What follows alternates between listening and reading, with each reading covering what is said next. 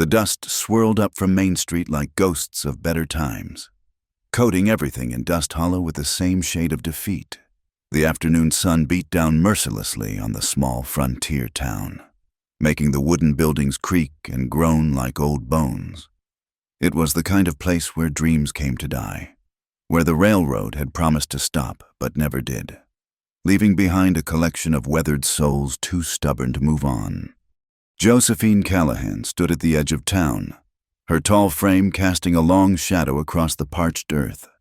At 23, she was what the church ladies would call mannish, standing near 6 feet in worn boots, with shoulders broadened by years of farm work and hands that knew more about mending fences than needlepoint. The bruise spreading across her left cheekbone had turned from purple to yellow-green, a parting gift from her stepfather when he'd thrown her out 3 days prior. "You eat like a man, work like a man, might as well go live like one," he'd spat, tossing her few belongings into the dirt. "Your ma's too sick to protect you anymore, and I'm done feeding a mouth that talks back." Now she stood before Dust Hollow with 5 cents in her pocket, a canvas bag holding 2 dresses, and a decision that would have made her mother weep. But her mother was dying, and tears were a luxury Joe couldn't afford. The Silver Dollar Saloon squatted in the center of Main Street like a toad among tadpoles, its false front trying to appear grander than its weathered walls suggested. Piano music drifted through the bat-wing doors, mixing with laughter and the clink of glasses. Joe had seen such places from the outside all her life, warned away by proper folk who said nothing good happened past those swinging doors. She pushed through them anyway. The smell hit her first whiskey, tobacco, sweat, and something sweet like powder. The piano stopped mid-note.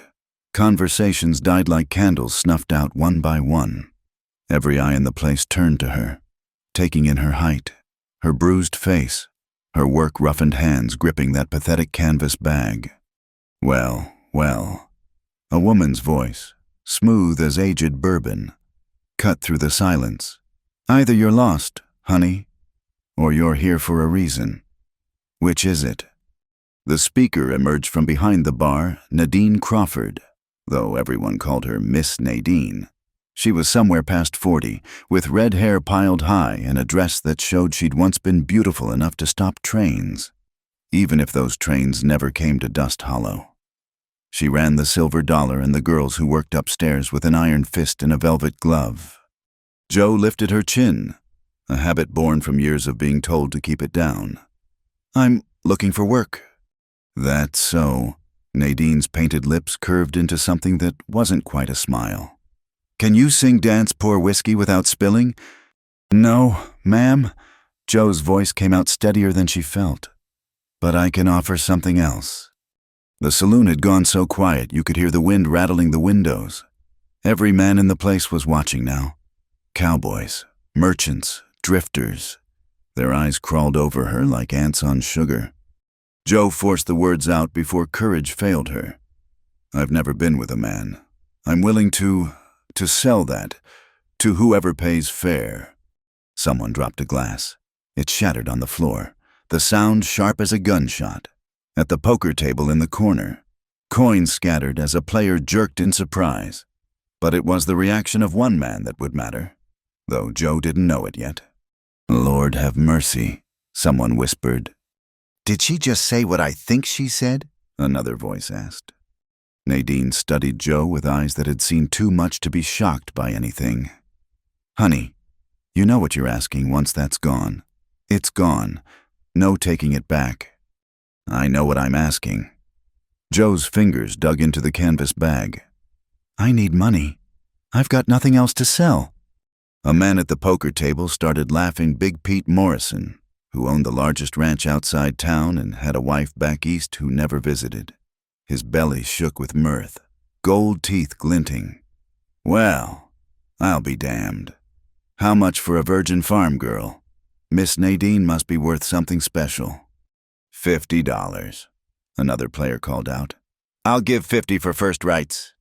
60, someone else shouted. "Now hold on," Nadine started, but the bidding had begun. Joe stood frozen as numbers flew through the air like bullets. 70, 80, 100. Her worth reduced to dollars and cents by men who saw her as merchandise. She'd expected this, told herself she was ready, but the reality hit like a slap. 150. Big Pete declared, standing up from the table. His chair scraped against the floor. And I'll throw in a bottle of good whiskey for the house. That's when the other player at Pete's table moved. He'd been silent through the whole spectacle, his hat pulled low, dealing cards with economical movements. Now he set down his hand a winning one, by the coins piled before him, and stood. He was tall, maybe an inch above Joe herself, lean in the way of men who spent more time in the saddle than at tables. Dark hair showed beneath his hat, and his face was all angles and shadows, weathered by sun and wind. His clothes were simple but clean, the mark of a cowboy who took pride in what little he owned. Without a word, he walked past Big Pete, past Joe, past everyone. The bat-wing doors swung behind him, leaving silence in his wake. Well, Big Pete chuckled. Seems McAllister don't approve. Too pure for such dealings. That one thinks he's better than the rest of us 'cause he don't partake in the upstairs goods. Clay McAllister's got his own code, someone muttered. Strange one, that. But Joe barely heard them. Something in the man's exit, the controlled anger in his movements. The way his jaw had tightened when he'd looked at her made her stomach twist in a way that had nothing to do with hunger. 150 going once, Nadine announced, her voice carrying a note of resignation. She'd seen too many desperate girls make this choice. Going twice. Wait. Joe heard herself speak. The word came from somewhere deep, some last reserve of pride she didn't know existed. I need a moment to think. Big Pete's face flushed red. Think, girl, at these prices, thinking's a luxury you can't afford. But Joe was already backing toward the door, her legs shaking. Just a moment, please! She burst through the bat-wing doors into the dying light of day. The street was empty save for a few horses tied to hitching posts and a dog scratching for scraps. She leaned against the saloon's outer wall, trying to catch her breath, trying to understand why she'd run. She'd come here with a plan. Desperate, maybe, but clear. Sell the only thing of value she had left, get enough money to start over somewhere else. Maybe even send some back to her mother. It was just flesh. Wasn't it just something men wanted and women used when they had nothing else? But standing in that saloon, hearing them bid on her like cattle at auction, seeing the hunger in their eyes not for her, but for the novelty of innocence they could destroy something in her had rebelled. That's not something you sell. The voice came from the shadows beside the building. Joe spun, hand going to her throat. Clay McAllister stood there, rolling a cigarette with steady hands.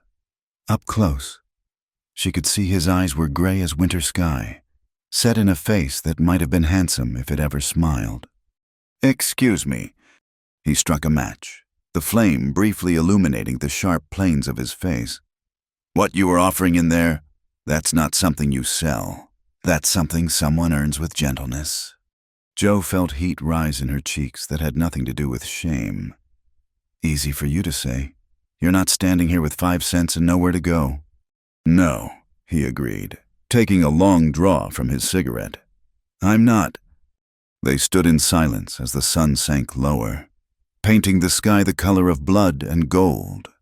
Inside the saloon, she could hear Big Pete's voice raised in complaint, Nadine trying to calm him. Soon they'd come looking for her, demanding an answer. Clay shrugged out of his jacket-worn leather, soft with age, and held it out to her. Not throwing it, not moving closer, just offering, getting cold, he said simply. Joe stared at the jacket, then at him. Why do you care what I do? He considered the question, smoke curling up between them. My mother died when I was 12. Before that, she worked in a place like this. Not by choice. He met her eyes. I watched what it did to her, watched her disappear piece by piece, till there was nothing left but an empty shell and laudanum dreams. I'm not your mother. No, he agreed. You're not. You're just a woman with a bruised face and 5 cents, thinking the only value you got is between your legs. The crude words should have offended her. Instead, they hit like cold water, sharp and clarifying. You don't know me. Don't need to. He dropped the cigarette, grinding it under his boot heel. I know that look. Seen it too many times. You go through with this. Tomorrow you'll have money in your pocket and something broken inside that won't never heal right.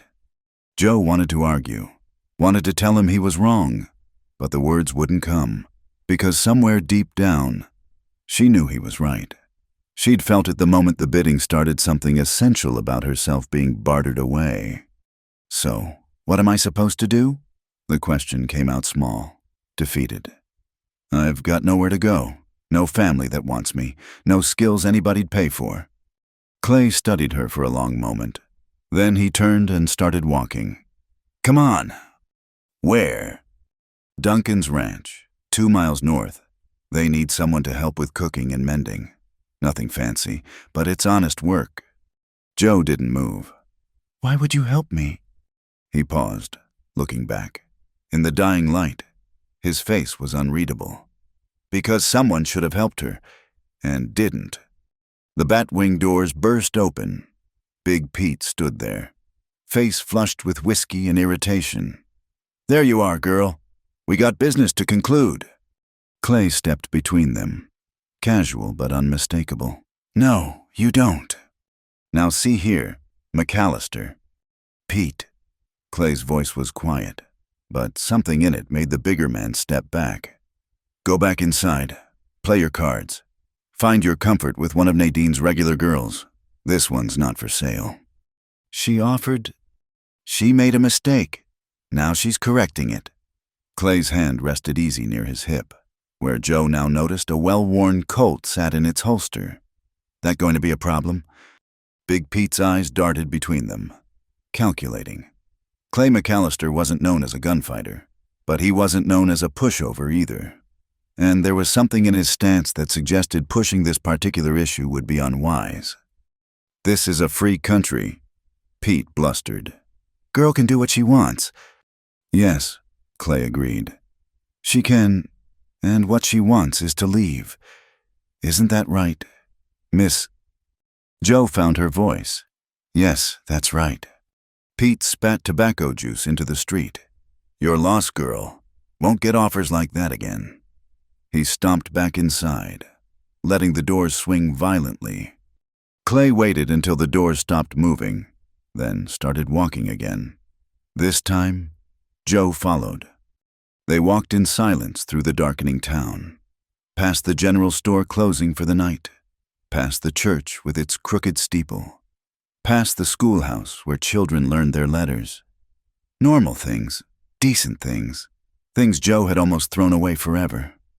At the edge of town, Clay stopped at a hitching post where a bay mare stood patient. Can you ride? Some. You'll ride behind me. Duncan's place isn't far. Joe looked back at the saloon, its windows glowing yellow in the darkness. She could still go back. Big Pete would probably still pay, might even pay more for the inconvenience. One night, and she'd have more money than she'd ever seen. Instead, she took Clay's offered hand and swung up behind him on the mare. The leather jacket was still in her other hand. She put it on, smelling tobacco and leather and something clean like sage.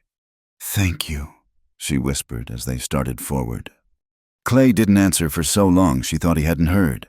Then, just as the lights of Dust Hollow faded behind them, we all get one chance to choose who we become.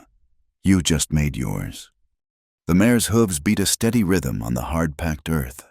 Above them, stars began to emerge, bright and cold and infinite. Joe wrapped her arms around Clay's waist, not from affection but from necessity, and let herself be carried into the unknown. Behind them, in the Silver Dollar Saloon, Big Pete ordered another whiskey and dealt a new hand, already forgetting about the tall girl with the bruised face. But upstairs, Nadine stood at her window, watching the darkness where 2 riders had disappeared. Good for you, honey, she murmured. raising her own glass in a silent toast. "Good for you." In the distance, a coyote howled, and the night answered back. The ride to Duncan's ranch passed in silence, save for the mare's steady breathing and the creak of leather. Joe had never been this close to a man who wasn't family, and every bump in the trail pressed her against Clay's back. He rode easy, like the horse was an extension of himself, occasionally murmuring to the mare when she snorted at shadows. When they crested a small rise, the ranch spread below them in the moonlight. A modest main house with a pitched roof, a large barn, several outbuildings, and corrals holding dark shapes of sleeping cattle. Smoke drifted from the house's chimney, carrying the smell of wood fire and something that made Joe's empty stomach clench. Clay guided the mare down the slope and into the yard. Pulling up near the barn, a dog emerged from the shadows, tail wagging, but quiet. Clay dismounted first, then offered his hand to Joe. She took it, trying not to wince when her stiff legs hit the ground. "Wait here," he said, then disappeared into the barn with the mare. Joe stood in the yard, pulling his jacket tighter around her shoulders. The night had turned cold, stars sharp as glass overhead. She could run now, she realized, take off into the darkness before anyone knew she was here. But run where? Back to the saloon, back to her stepfather's fists. Clay returned without the horse, studying her in the moonlight. "You eaten today?" "Yesterday," she admitted. His jaw tightened, but he just nodded toward the house. "Come on, need to talk to Duncan first." The house was built solid, meant to last through winters and storms. Clay knocked, then entered without waiting for an answer. Joe followed, finding herself in a kitchen that smelled of coffee and beans and home. A man sat at the scarred wooden table, ledger open before him, spectacles perched on his nose. Thomas Duncan was perhaps 50, with silver threading through his dark hair and the weathered look of a man who'd built his life one hard day at a time. He looked up as they entered, eyebrows rising. "Clay, bit late for a social call." "Tom." Clay removed his hat, running a hand through his hair. "Need a favor." Duncan's gaze shifted to Joe, taking in her height, her bruised face, Clay's jacket around her shoulders. "I see. And who might this be?" Joe straightened her spine. "Josephine Callahan, sir. Joe." "Miss Callahan." Duncan stood, which Joe appreciated. Most men didn't bother with manners for women like her. "What kind of favor are we discussing?" "Clay." Clay's words came measured. "Careful. She needs work. Honest work. Thought maybe Martha could use help with the house. And I noticed you got a pile of tack needs mending in the barn." "That's so." Duncan studied Joe with sharp eyes. "You know your way around needle and thread. Miss Callahan." "Yes, sir. Been mending since I was young. Leather, cloth, doesn't matter. And cooking. Plain food, nothing fancy, but it'll fill a belly and stick to ribs." Duncan glanced at Clay, something passing between them in the look. "Where are you from, Miss Callahan?" "Turner's Crossing, about 2 days' ride east." "And what brings you to Dust Hollow looking for work?" Joe met his gaze steady. "My stepfather and I had a disagreement about my place in his house. He won, I left." "I see." Duncan closed his ledger. "Well, it happens Martha's been after me to find her some help. My wife," he added for Joe's benefit. "Her joints pain her something fierce come evening. Makes the cooking and cleaning harder than it used to be." Hope flickered in Joe's chest, fragile as a candle flame. "I'm a hard worker, Mr. Duncan. Won't give you cause for complaint." Duncan looked at Clay again. "You vouching for her?" "I am." 2 words, simple and direct. But Joe heard the weight in them, the currency of trust between men who knew each other's measure. Duncan nodded. "All right then. Can't pay much $1 a week plus board. You'll sleep in the room off the kitchen. Help Martha with the house. Mend what needs mending. And help Cookie with meals for the hands when needed. Sundays are your own after church." "I'll take it," Joe said quickly, before he could change his mind. "Good. Martha's already abed. But—" He stopped as footsteps sounded on the stairs. A woman appeared in the doorway, wrapped in a blue robe, gray hair in a long braid. Martha Duncan had a face that spoke of prairie winds and hard years, but her eyes were kind.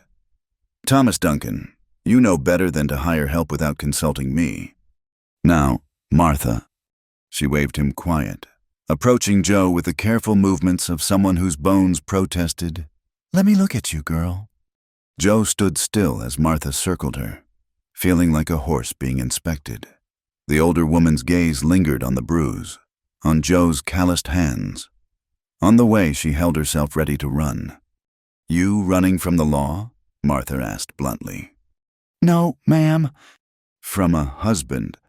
"No, ma'am, never married. But running from a man nonetheless." It wasn't a question. Martha had seen enough to know. "Well, can't say I blame you. That bruise looks a few days old." "Yes, ma'am." Martha looked at her husband. "She can stay." Then to Clay, "I suppose you pulled her out of some trouble or other." Clay's silence was answer enough. "Thought so? You and your strays."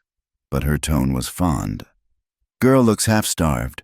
There's beans on the stove and cornbread in the warmer. Clay, you'll stay too. No sense riding back in the dark." "I should get back. You'll stay," Martha repeated in a tone that brooked no argument. "Take your usual spot in the barn. Thomas, show Miss Callahan," Joe supplied. "Joe Callahan." "Show Miss Callahan her room. I'll heat up some supper." The room off the kitchen was small but clean, with a narrow bed, a washstand, and hooks on the wall for clothes. Joe set her canvas bag on the bed, hands shaking slightly. A room. A real room, with a door she could close and a bed with clean sheets. When she returned to the kitchen, Martha had set out 2 plates piled with beans and cornbread. The smell nearly brought Joe to her knees. She hadn't realized how hungry she was until food sat before her. "Sit," Martha ordered. "Both of you, Clay McAllister. Don't you dare slink off to the barn without eating." They sat across from each other at the kitchen table. Joe tried to eat slowly, mannerly, but hunger won.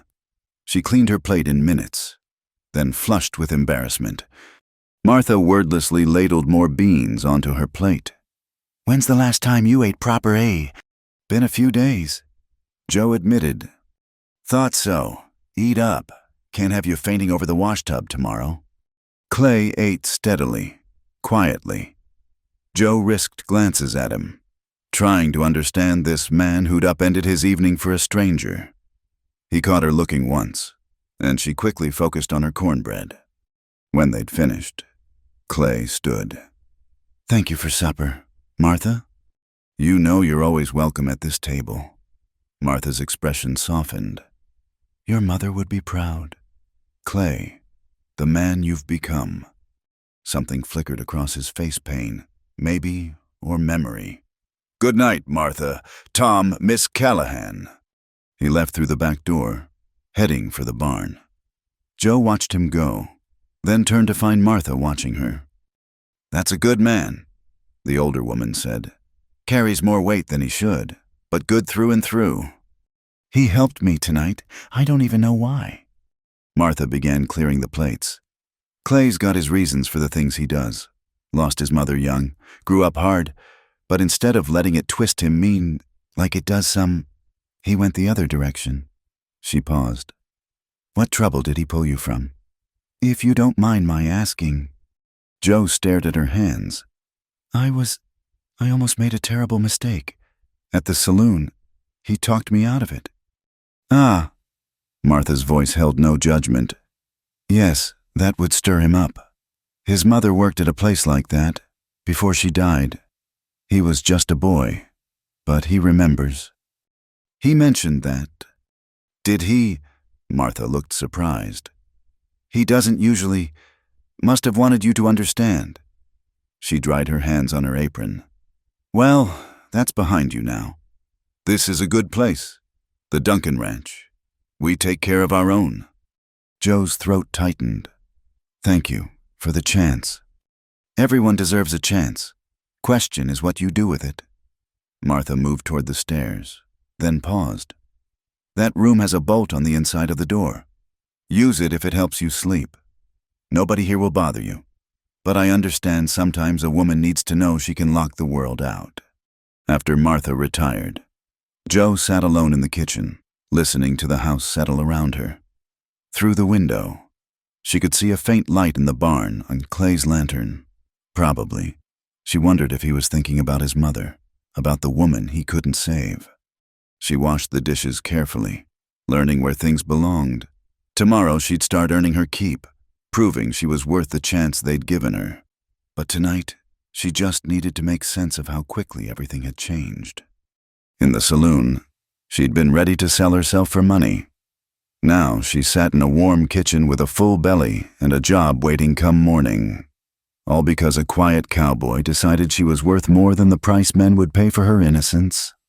Joe dried the last plate and set it in its place. Then she went to her little room, closed the door, and slid the bolt home. The sound was solid, final, safe. She sat on the narrow bed and finally let herself think about what almost happened. In that moment at the saloon, with men bidding on her like livestock. She'd felt herself disappearing, becoming not Joe but just another fallen woman in a frontier town full of them.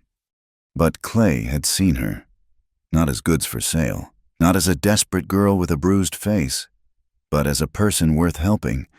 That's not something you sell, he'd said. That's something someone earns with gentleness. Joe pressed her palms against her eyes, feeling the tears she'd held back for days finally threaten to fall. Not from sadness, but from relief, from gratitude, from the unexpected gift of being treated with dignity when she'd been ready to throw hers away. A soft knock at her door made her freeze. "Miss Callahan?" Clay's voice, quiet through the wood. "Just wanted to say, if anyone bothers you, any of the hands or anyone, you tell me, or tell Duncan. This is a good place, but I want you to know you've got people looking out for you now." Joe moved to the door but didn't open it. "Why are you doing this, really?" A long pause. "My mother's name was Rose. She was young when she had me. No husband, no family. Ended up in a bad place because nobody would hire a woman with a baby. His voice roughened. She used to tell me that all it would have taken was one person offering honest work instead of judgment. One person treating her like she mattered. Maybe things would have been different." Joe pressed her forehead against the door. "I'm sorry about your mother." "Yeah, me too." She heard him shift. "But you're not her. You've got a chance. She didn't. Don't waste it." "I won't." "Good. Sleep well, Miss Callahan." She listened to his footsteps fade, then returned to her bed. Through the thin walls, she could hear the house breathing around her, Duncan's low voice upstairs, Martha's answering murmur, the settling of old wood. Joe lay down fully clothed, not quite trusting the safety yet, but for the first time in days, she felt something besides fear and desperation. It was small, fragile, but unmistakable. Hope.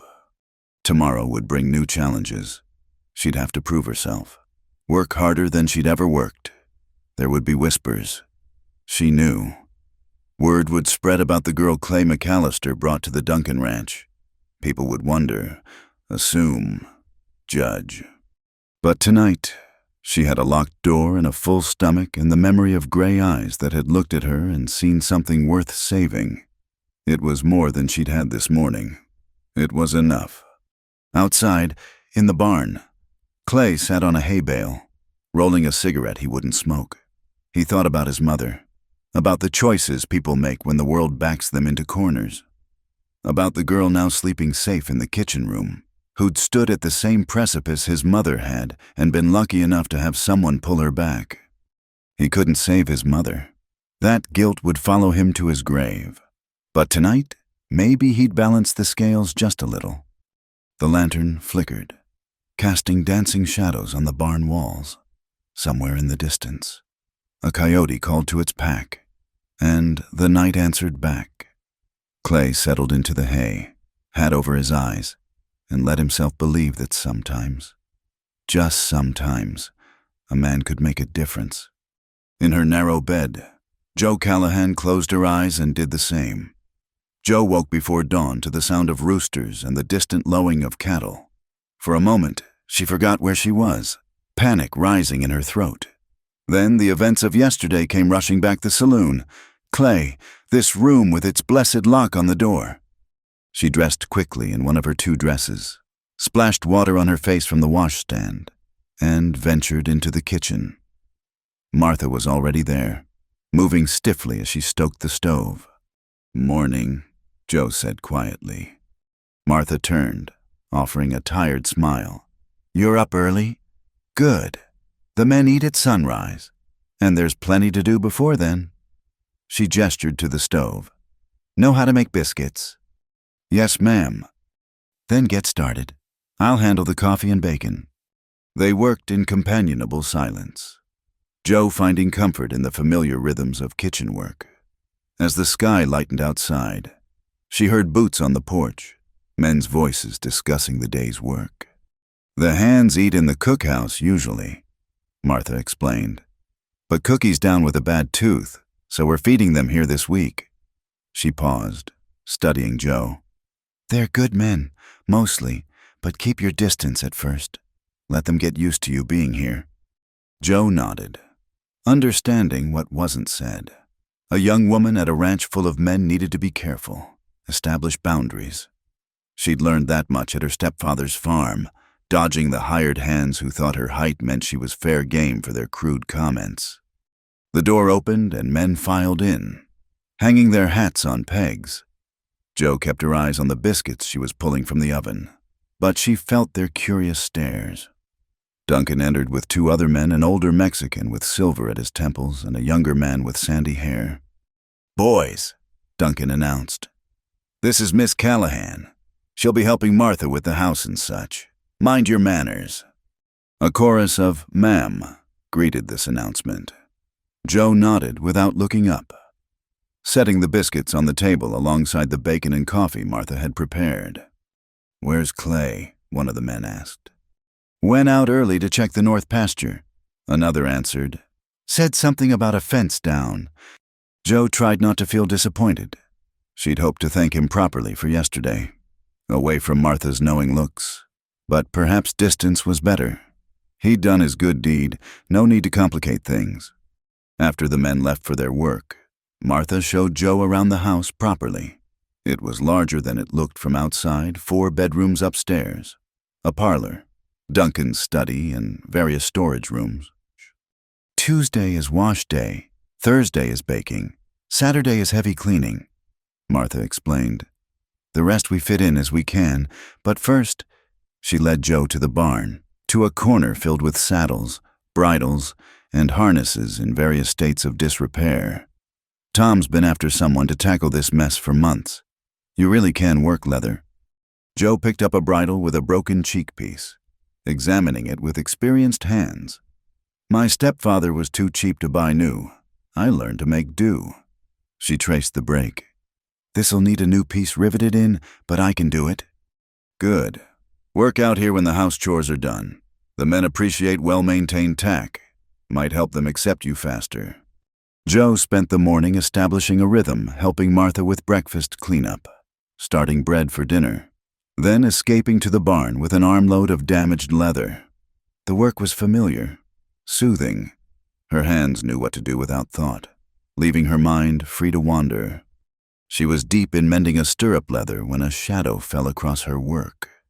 Looking up, she found the young sandy-haired man from breakfast watching her. "Help you?" she asked, keeping her tone neutral. "Just watching," he said. "Never seen a woman work leather before. I'm Jamie. By the way, Jamie Watson." "Miss Callahan?" Jo replied, returning to her work. "You're good at that." "It needs doing." He lingered, clearly wanting to talk more, but Jo didn't encourage it. After a few awkward minutes, he wandered off. She'd have to watch that one. He had the look of a boy who thought every woman was just waiting for his attention. The morning passed peacefully. Jo repaired 3 bridles and started on a saddle with torn stitching. Her fingers found their rhythm, the thick needle pushing through leather like it had hundreds of times before. This was good work, honest work, work that would tire her body and quiet her mind.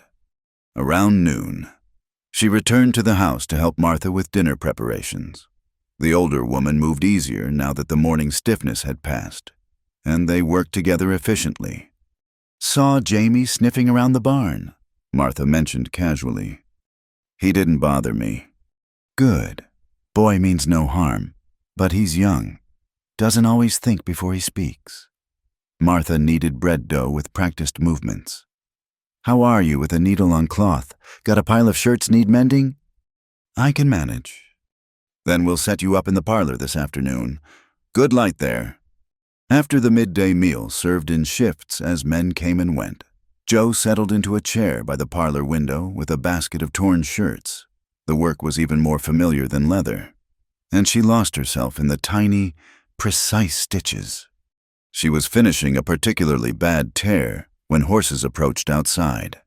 Through the window, she saw Clay dismounting, another rider beside him. They led their horses toward the barn, Clay moving with that easy economy that marked everything he did. Jo forced her attention back to the shirt. He was just one of the ranch hands. Nothing more. The fact that he'd saved her from ruin didn't mean anything beyond human decency. She'd do well to remember that. But when bootsteps sounded on the porch an hour later, her needle paused. Clay entered, hat in hand, and Martha greeted him warmly. "Staying for supper tonight, Clay." "If it's no trouble." "Never trouble. Jo's made fresh bread that'll make you weep with joy." Jo felt heat rise in her cheeks, but kept her eyes on her sewing. Clay moved into her peripheral vision, standing awkward by the door. "Miss Callahan?" "Mr. McAllister." Finding everything suitable. She finally looked up. He had a smudge of dirt on his jaw, and his shirt showed the marks of hard labor. "Yeah, thank you." He nodded, seemed about to say more, then turned toward the kitchen. "I'll wash up outside." When he was gone, Martha chuckled. "That man usually eats at the cookhouse. Interesting he's staying tonight." Jo bent back to her sewing, making her stitches smaller than necessary. "Maybe he just wants fresh bread." "Maybe," Martha agreed, but her tone suggested otherwise.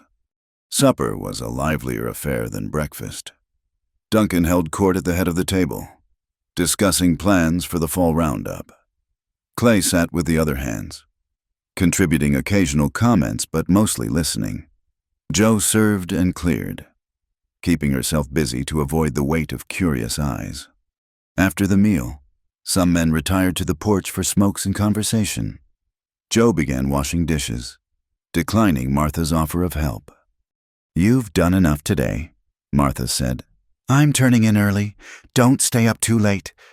Jo was elbow deep in soapy water when she sensed someone behind her. She turned to find Clay holding his empty coffee cup, looking uncertain.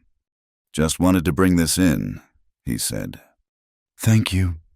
She took the cup, their fingers briefly touching. His hands were rough as hers, marked by work.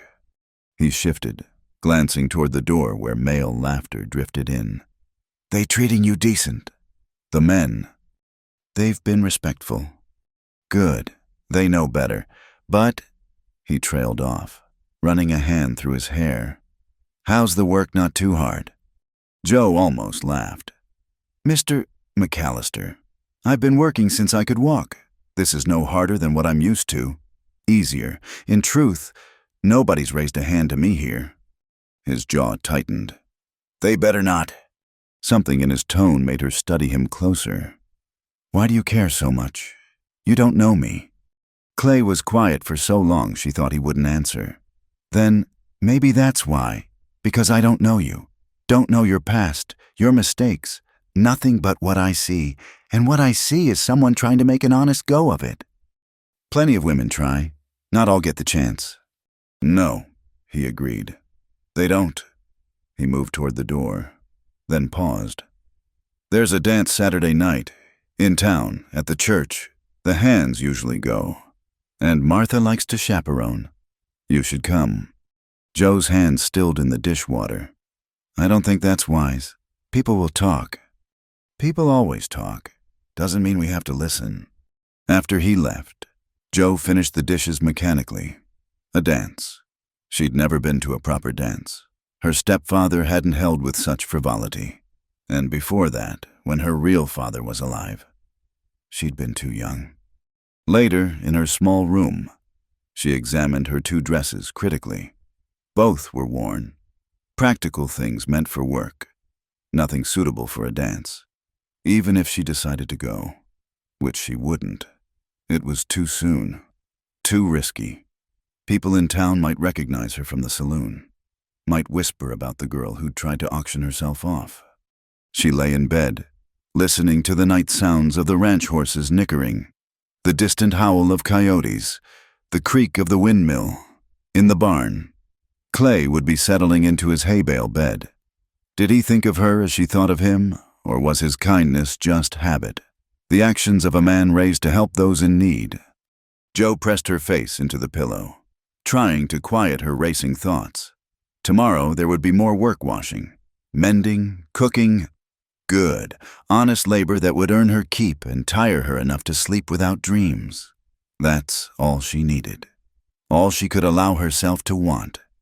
But in the darkness, her treacherous heart whispered of gray eyes and gentle hands, of a dance she couldn't attend in a dress she didn't own, with a man she couldn't have. Outside, a night bird called, lonely and sweet. Joe closed her eyes and willed herself not to answer. By the end of her first week at the Duncan Ranch, Joe's hands had found their purpose. Each morning, she rose before dawn to help Martha with breakfast, then spent hours in the barn with the pile of damaged tack that seemed to grow rather than shrink. Word had spread among the cowboys about her skill with leather, and they began bringing her their personal items, a broken belt here, torn chaps there.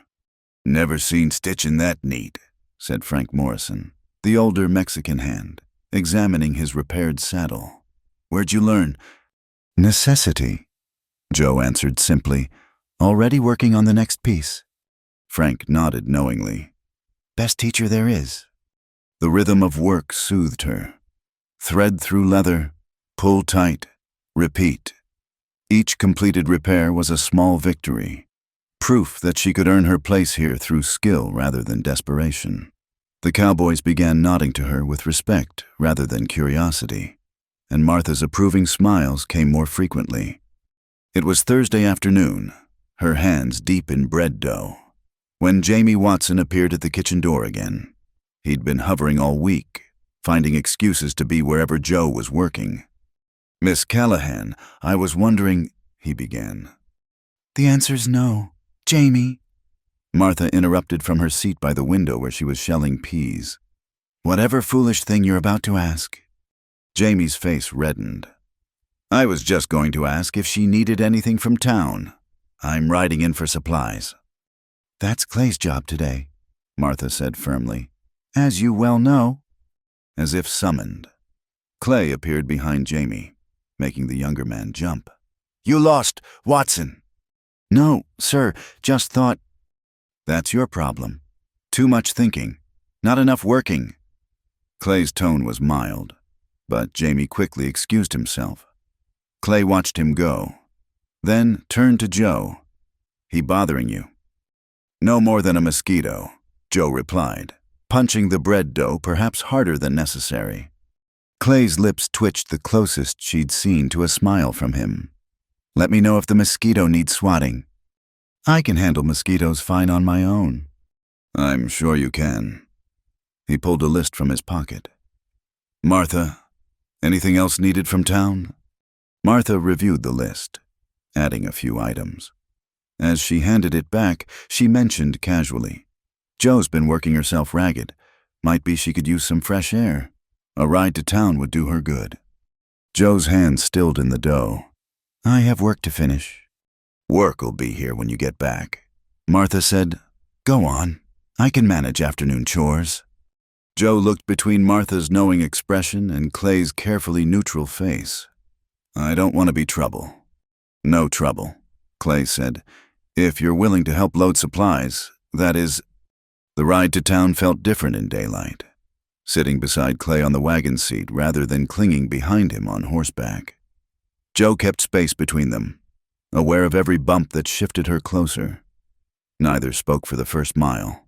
The only sounds the creak of wheels and the steady clop of hooves. "Martha seems better," Clay finally offered. Having help agrees with her. She pushes herself too hard, tries to hide how much her joints pain her. "You notice things." Joe shrugged. "Hard not to when you felt similar. Different causes. Same result." Clay's hands tightened on the reins. "Your stepfather, he hit you often." "Only when I disappointed him," which was often enough. Joe kept her voice matter of fact. "I learned to stay useful and quiet. Mostly." "What changed? Why'd he throw you out now?" Joe considered how much to share. "My mother took sick, real sick. She couldn't protect me anymore, couldn't stand between us, and I—" She took a breath. "I made the mistake of defending myself, caught his wrist when he swung, told him I wasn't a child anymore. He didn't take kindly to that." "Good for you." The approval in his voice surprised her. "It cost me my home." "Some homes aren't worth keeping." Clay guided the horses around a rough patch. "My mother used to say that courage isn't about not being scared. It's about doing what's right despite the fear." "Your mother sounds wise." "She was, in her way." He paused. "She would have liked you." Joe didn't know what to say to that, so she said nothing. Dust Hollow appeared ahead, looking less threatening in afternoon sun than it had in desperate twilight. Clay pulled up at the general store, setting the brake. "I'll be about an hour getting everything," he said. "You can wait here or—" "I'll help," Joe said quickly. The last thing she wanted was to be alone in town where someone might recognize her from the saloon. They worked efficiently, Clay handling the heavy grain sacks while Joe organized smaller items in the wagon bed. The store owner, Mr. Garrett, greeted Clay warmly but eyed Joe with curiosity. "Don't believe we've met. Miss New in town." "This is Miss Callahan," Clay said before Joe could answer. "She's working out at Duncan's place." "Ah." Garrett's expression shifted, becoming more welcoming. The Duncan name carried weight. "Well, welcome to Dust Hollow, Miss Callahan. If you need anything, just ask." They were loading the last supplies when Joe heard a familiar booming laugh that made her blood freeze. Big Pete Morrison stood outside the saloon across the street, talking with two other men, as if feeling her gaze. He looked up. Recognition dawned on his florid face. He said something to his companions, then started across the street with purposeful strides. Joe's hands clenched on the bolt of cloth she held. Clay materialized beside her, calm but positioned between her and Pete's approach. "Morrison," he said evenly. "McAllister." Pete's eyes never left Joe. Well, the Virgin Farm girl. Guess you found yourself a protector after all." "Miss Callahan works for the Duncans," Clay said, his tone carrying warning. "Respectably." "That's so respectable work," Pete laughed, ugly and knowing. "Funny how quick girls find respectable work when they've already offered." "Pete," Clay's voice went soft, dangerous. "You're drunk. Go sleep it off." "I ain't drunk, just calling things what they are." Pete leered at Joe. "Tell me, Miss High and Mighty, you sharing McAllister's bedroll, is that how you're paying for his protection?" Joe stepped around Clay before he could stop her, spine straight, meeting Pete's bloodshot eyes. "Mr. Morrison, you're confusing me with someone who cares about your opinion. I made a desperate choice, then unmade it. If that bothers you, I suggest you examine why." Pete's face mottled. "You little—" "Furthermore," Joe continued, her voice carrying the authority learned from years of standing tall in a world that wanted her to shrink. "Mr. McAllister has shown me nothing but kindness without expectation, something you might try learning, if your brain weren't pickled in whiskey and bile." "Why, you—" Pete raised his hand. Clay caught Pete's wrist, his movement swift as a striking snake. "Touch her and I'll break every bone in that arm." The street had gone quiet, townspeople stopping to watch. Pete jerked free, rubbing his wrist. "This ain't over." "Yes," Clay said simply. "It is." Pete backed away, spitting tobacco juice at their feet before retreating to the saloon. The spectators slowly dispersed, whispers following in their wake. Joe's hands trembled as she placed the cloth in the wagon. "I shouldn't have spoken. Now people will talk more." "Let them." Clay helped her onto the wagon seat. "You spoke truth. That takes courage."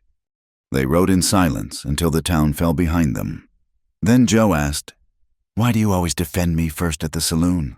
Now this, you barely know me." Clay considered the question, guiding the horses around a pothole. "Maybe because I recognize something in you.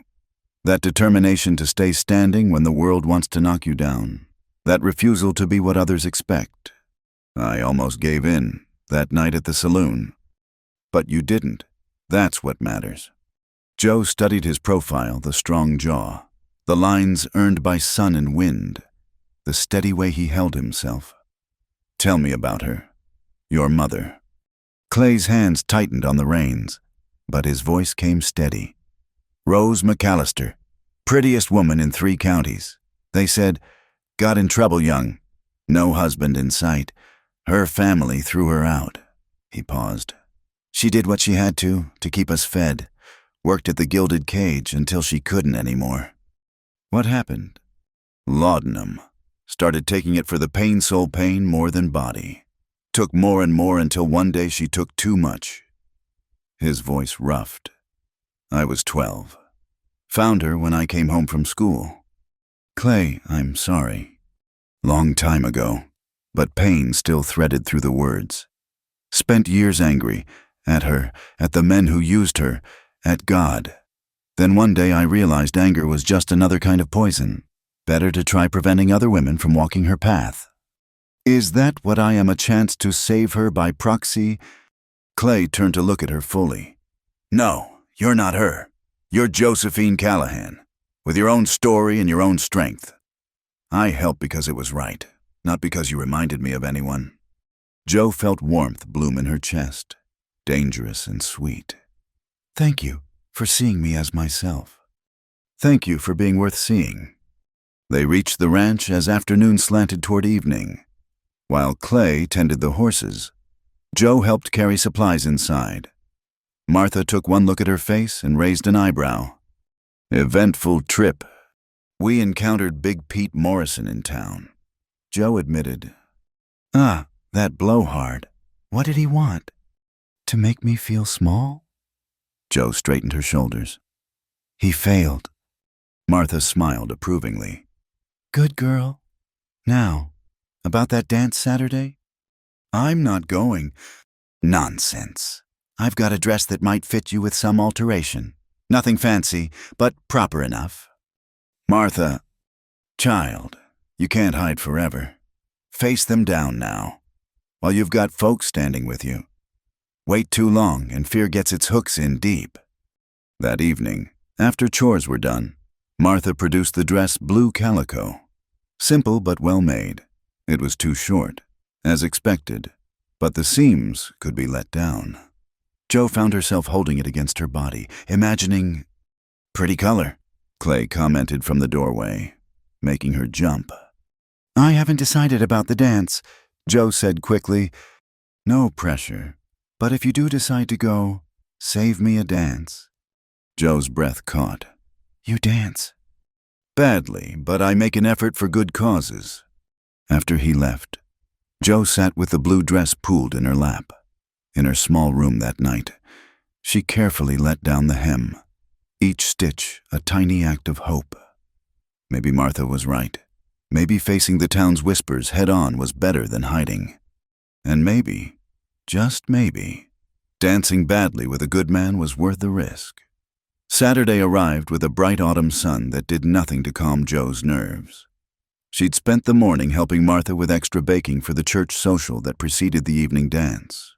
Her hands, usually so steady with needle and thread, shook as she rolled pie crust. "You'll wear a hole in that dough," Martha observed, settling her aching joints into a kitchen chair. "It's just a dance, child, not a trial." "Might as well be," Joe muttered. "The whole town will be watching, waiting to see the fallen woman make a spectacle of herself." "Fallen woman," Martha scoffed. "You never fell. You stood at the edge, looked down, and stepped back. That takes more strength than never approaching the edge at all." By late afternoon, Joe found herself in Martha's room, letting the older woman pin up her hair. The blue dress fit better than expected after the alterations, though it still showed more ankle than was strictly proper. Martha had added a white collar and cuffs from another dress, giving it a fresh look. "There," Martha said, stepping back. "You clean up nice, Josephine Callahan." Joe studied her reflection in the small mirror. She looked different, softer somehow, though her height still made her stand out. "I don't know about this." "I do. Chin up, shoulders back. You've got nothing to be ashamed of." The church stood at the town's heart, white-painted and hopeful against the prairie backdrop. Wagons and horses already crowded the yard as families arrived for the social. Joe climbed down from the Duncan wagon, aware of heads turning, conversations pausing. "Steady," Clay murmured beside her. He dressed in his best clean black pants, white shirt, string tie. He looked uncomfortable but determined, like a man facing necessary surgery. Inside, long tables groaned under the weight of communal offerings, pies, cakes, fried chicken, pickled vegetables. Women bustled about arranging food while men moved benches to clear space for dancing. Children darted between adults' legs, excited by the break in routine. Joe felt the weight of stares, heard the whispers that followed in her wake. She recognized some faces from town, others from neighboring ranches. Near the punch bowl, a cluster of women made no effort to hide their scrutiny. "That's her," one hissed.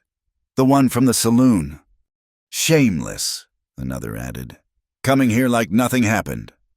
Joe's step faltered, but Martha's firm hand on her elbow kept her moving. "Elsie Patterson," Martha said loudly, addressing the lead gossip. "How's that rash clearing up, the one you asked me about in that delicate area?" Elsie flushed crimson, sputtering, while her companions suddenly found elsewhere to be. Martha smiled sweetly and guided Joe to their seats. "Martha?" Joe whispered, mortified but grateful. "You didn't have to." "Yes, I did. Elsie's been the town gossip for 20 years. About time someone gave her a taste of her own medicine." The meal passed in a blur of forced conversations and avoided gazes. Joe picked at her food, stomach too knotted for eating. Clay sat across from her, solid and reassuring, occasionally offering quiet commentary that made her relax fractionally. "See that man with the enormous mustache?" he murmured. "That's Judge Harper. Fell off his horse last month chasing what he swore was a cattle thief. Turned out to be his own shadow." Despite herself, Joe smiled. "Truly?" "Ask anyone. Though he tells it different involves 3 bandits and a heroic chase." As the sun set, lanterns were lit and tables pushed aside. A small group of musicians, fiddle, guitar, and harmonica took their places. The first dance was announced, and couples began forming on the cleared floor. Joe pressed herself against the wall, trying to become invisible. She watched the swirling dresses, the laughing faces, the easy way people moved together. This was their world, these respectable folk with their uncomplicated lives. She didn't belong. "Miss Callahan." Clay stood before her, hand extended. "I believe you promised me a dance." "I didn't promise," Joe said quickly. "And besides, people will talk if you..." People are already talking. Might as well give them something worth discussing. His gray eyes held steady on hers. Unless you'd rather not, I'd understand. Joe looked at his offered hand, calloused, honest, patient. Then she placed her own in it. One dance. He led her onto the floor as a waltz began, placing one hand properly at her waist, the other holding hers at the correct distance. Joe had never waltzed, but Clay guided her with surprising confidence, counting quietly under his breath. "I thought you said you danced badly," she said as they moved. "I do, but I practiced some this week." His ears reddened slightly. Frank helped. He knows all the proper steps. The image of Clay practicing dance steps in the barn made something warm bloom in Joe's chest. "You practiced for this. Seemed important to get it right." They moved in silence for a moment, Joe gradually relaxing into the rhythm. Around them, other couples swirled, but she found she didn't care about their stares. Let them look. She was dancing with a good man who'd bothered to learn the steps for her. "You know," Clay said quietly, "my mother loved to dance. Before things got bad, she'd put on her one nice dress and go to every social she could find. Said it made her feel human again." "Did she teach you?" "Some. I was young, more interested in horses than waltzes. Wish now I'd paid more attention." He guided her through a turn. She would have been proud to see this, me dancing proper with a lady. "I'm no lady." Clay's hand tightened slightly on hers. "You're more lady than most here. You just don't know it yet." The music ended too soon. As Clay escorted her back to the wall, Joe noticed Jamie Watson approaching with determined strides. But before he could reach them, Frank Morrison intercepted. "Miss Callahan," the older man said with the old-world courtesy, "would you honor me with the next dance?" Surprised, Joe accepted. Frank was an excellent dancer, making her feel graceful despite her height. As they moved, he spoke quietly. "You remind me of my daughter. Tall like you, stubborn like you. She married a shopkeeper in California." He smiled. "Some folks, they only see what's different. But different isn't bad, just means you stand out." One dance led to another. Duncan claimed her for a reel, making jokes that had her laughing. Even some of the townsmen, emboldened by the ranch hand's acceptance, asked for dances. Not all were kind. One made a crude comment about testing the goods, but Clay appeared at her elbow before she could respond, and the man quickly retreated. During a break in the music, Joe stepped outside for air. The night was cool, stars brilliant overhead. She leaned against the church wall, letting the quiet wash over her. "Enjoying yourself." She turned to find Reverend Mills, the circuit preacher. Beside her, he was younger than most clergy, with kind eyes behind wire spectacles. "Yes, sir," she said carefully. "Good. Everyone deserves joy." He paused. "I heard about your arrival in town, how you chose a different path." Joe stiffened. "I suppose you're going to lecture me about sin and redemption."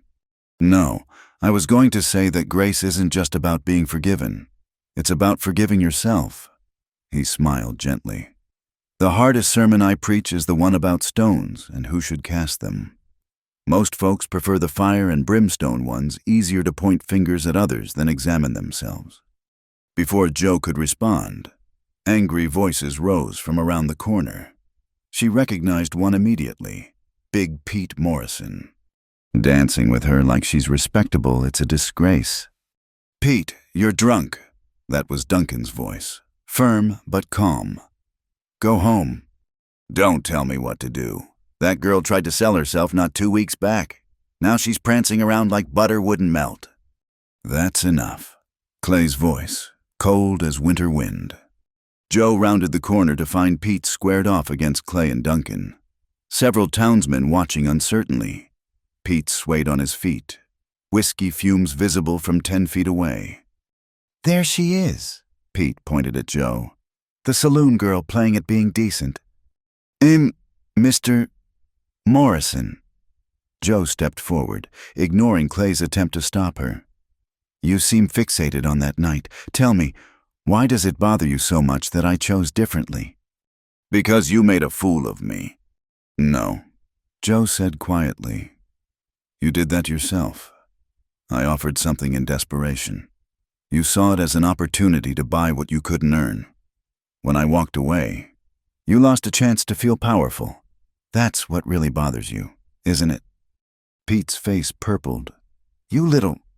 He lunged forward. Clay moved to intercept, but Joe was already stepping aside. Using Pete's momentum against him, he stumbled past her, crashing into the church wall.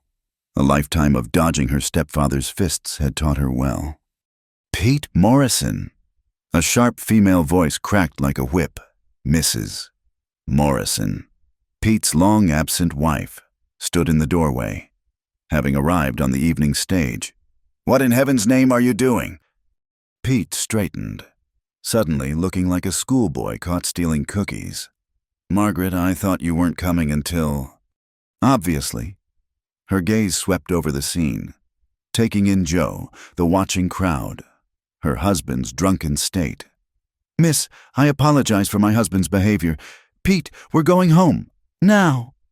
She gripped Pete's ear like he was 12 instead of 40, marching him toward their wagon. The crowd dispersed, buzzing with this new drama. Joe found herself standing between Clay and Duncan, shaking slightly. You all right? Clay asked. Yes, just... that was unexpected. Duncan chuckled. Margaret Morrison's been back east for 2 years, letting Pete think he's a big man. Guess she decided it was time to remind him who really runs that ranch. They returned inside to find the dancing resumed, though whispers followed Joe's re-entry. But something had shifted. By facing Pete publicly, by refusing to cower. She'd earned a measure of respect. Not from everyone. Elsie Patterson and her ilk still glared daggers, but from enough. The evening's last dance was announced. Clay appeared at her elbow, question in his eyes. This time, Joe didn't hesitate. She stepped into his arms as the fiddle played slow and sweet. Thank you, she said softly, for tonight, for practicing, for standing by me. No thanks needed. I wanted to be here. Why? The question that plagued her. You could dance with any woman here without scandal. Why choose the complicated path? Clay was quiet so long she thought he wouldn't answer. Then, because when I look at you, I don't see scandal or complication. I see strength that takes my breath away. I see someone who faced the worst choice and found the courage to walk away. I see... He paused, struggling for words. I see someone I want to keep dancing with, even when the music stops. Joe's heart thundered against her ribs. Around them, other couples swayed, but they might have been alone for all she noticed. Clay, I know it's too soon. I know you're still finding your feet. I'm not asking for anything except maybe hope. That someday, when you're ready, we might dance again without the whole town watching. The music faded, but they stood frozen for a moment longer. Then Clay stepped back, proper distance restored. He escorted her to where Martha waited, then tipped his hat. Good night, Miss Callahan, Mrs. Duncan. Joe watched him collect his coat and head for the door. Martha nudged her. Well, aren't you going to say good night properly? Joe caught up with Clay on the church steps. Clay, wait. He turned, silhouetted against the stars. I'm not ready for whatever this is, Joe said carefully. I need time to know who I am when I'm not running or hiding, but... She took a breath. But I'd like to keep dancing, if you're willing to be patient. His smile transformed his face, rare and brilliant. I'm a cowboy. Joe, patience is what we do best. He walked her back to Martha, then headed for his horse. Joe watched him go, something light and dangerous fluttering in her chest. Not love, not yet, but possibility. Hope. Good night, Martha asked as they climbed into the wagon. Joe thought about Pete's defeat, Margaret's timely arrival, Clay's patient smile. About facing her fears and finding them smaller than expected. About dancing badly with a good man under paper lanterns, while gossips whispered and friends stood guard. "Yes," she said, surprised to find it true. "A very good night." The week following the dance passed in a strange new rhythm. Jo felt the shift in how people treated her, some with newfound respect, others with doubled suspicion. But it was Clay's careful distance that unsettled her most.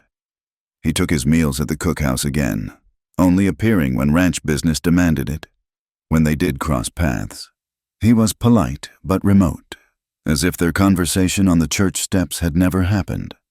"He's giving you space," Martha explained one afternoon as they worked on preserving the last of the autumn vegetables. "Man like Clay knows how to wait." "I didn't ask him to disappear," Jo muttered, chopping carrots with perhaps more force than necessary. "No, but you asked for time. He's making sure you have it." Jo wanted to argue, but Martha was right. She had asked for patience, for room to find herself. Clay was giving her exactly that, so why did his absence feel like a stone in her chest? The answer came 3 days later when Jamie Watson cornered her in the barn. She was working on a particularly complex saddle repair. Concentration focused on the intricate stitching, when a shadow fell across her work. She looked up to find Jamie standing too close, his usual boyish grin replaced by something harder. "Afternoon, Jo?" "Miss Callahan," she corrected, shifting subtly away. "Oh, come now, no need for formality between us." He moved closer, backing her against the workbench. "I've been patient. Waited while you played your games with McAllister. But a man has limits." "Mr. Watson, you need to step back. Why, you were ready to give it away to anyone with money 2 weeks ago? Now you're too good for honest interest." His hand reached for her waist. "I could be good to you, Jo. Better than some broken-down cowboy with more honor than sense." Jo's hand found the leather awl on the bench behind her. "I said step back, or what, you'll stick me with that little needle." He laughed, pressing closer. "I don't think." The barn door banged open. Clay stood silhouetted against the afternoon sun, taking in the scene with one quick glance. His expression didn't change, but something in his stillness made Jamie freeze. "Watson." Clay's voice was calm as deep water. "You're needed at the north pasture. Fence is down. Frank can handle now." Jamie looked between them, calculation in his eyes. Then he stepped back, hands raised in mock surrender. "Sure thing, boss. Just having a friendly chat." He sauntered past Clay, who didn't move until Jamie's horse was well away. Then he entered the barn, stopping a respectful distance from Jo. "You all right?" Jo set down the awl, noting her trembling hands. "Fine. I had it handled." "I know." He studied her face. "But you shouldn't have to handle it alone. I've been handling men like Jamie Watson my whole life." "Doesn't make it right." He paused. "Want me to fire him?" The offer surprised her. "You could do that." "Duncan trusts my judgment on hiring and firing. Say the word and Watson's gone." Jo considered it. Part of her wanted Jamie gone, wanted the safety of never seeing his leering face again. But another part, the part forged by years of standing tall against worse than Jamie, rebelled. "No. If you fire him, people will say I'm using my influence over you, that I'm exactly what they whispered about a woman trading favors for protection." Clay's jaw tightened. "Jo?" "I'll handle Jamie Watson my way, but thank you for the offer." He nodded slowly. "If he touches you, he won't. He's a coward at heart. Pushes when he thinks no one's watching, backs down when challenged." She returned to her stitching. "I've known too many like him." Clay lingered, clearly wanting to say more. "Finally, I've been staying away, giving you space like you asked. But if you need—" "I know." Jo kept her eyes on her work. "I appreciate it. The space, I mean, and knowing you're there if needed." He left quietly, and Jo bent over the saddle, trying to focus. But her concentration was shot, not from Jamie's clumsy attempt at intimidation, but from the controlled fury she'd seen in Clay's eyes. He would have hurt Jamie for her, would have thrown away his good reputation, his position at the ranch, just to defend her honor. When had anyone ever been willing to do that? That evening, she found Clay in the horse barn, brushing down his bay mare. The other hands had retired for the night, leaving them alone in the lantern light. "Mr. McAllister." He looked up, surprised. "Miss Callahan, something wrong?" "No, She took a breath. "I wanted to thank you properly for today, and to apologize." "Nothing to apologize for." You offered to help, to remove a problem, and I rejected it. That might have seemed ungrateful." Clay set down the brush, giving her his full attention. "You stood up for yourself, chose to handle things your way instead of letting me charge in like some knight-errant. Nothing ungrateful about that. Most men would disagree. I'm not most men." He leaned against the stall door. "My mother spent years letting men rescue her, thinking each one would be different. They never were, just wanted to own what they saved." His eyes met hers. "You don't need rescuing, Joe. Maybe that's what I admire most about you." The use of her first name sent warmth through her chest. "I'm trying to believe that. Some days are easier than others." "That's all anyone can do. Try." They stood in comfortable silence, the mare occasionally snorting or stamping. Finally, Joe asked, "Would you really have fired him if I'd asked?" "In a heartbeat. Even though it would have caused talk, made people think that I'm..." "Joe." He stepped closer, still maintaining proper distance, but near enough that she could see the gold flecks in his gray eyes. "What people think stopped mattering to me the day I understood they'd think it regardless. You could become a nun tomorrow, and someone would whisper you had ulterior motives. Despite everything," Joe laughed. "A 6-foot nun with calloused hands. That'd give the gossips something to discuss." "Let them discuss. Meanwhile, you'll be living your life on your terms." He picked up the brush again. "That's worth more than their good opinion." Joe watched him work, gentle with the horse, movements efficient and caring. "Clay, would you take your meals at the house again? Martha misses your company." His hands stilled.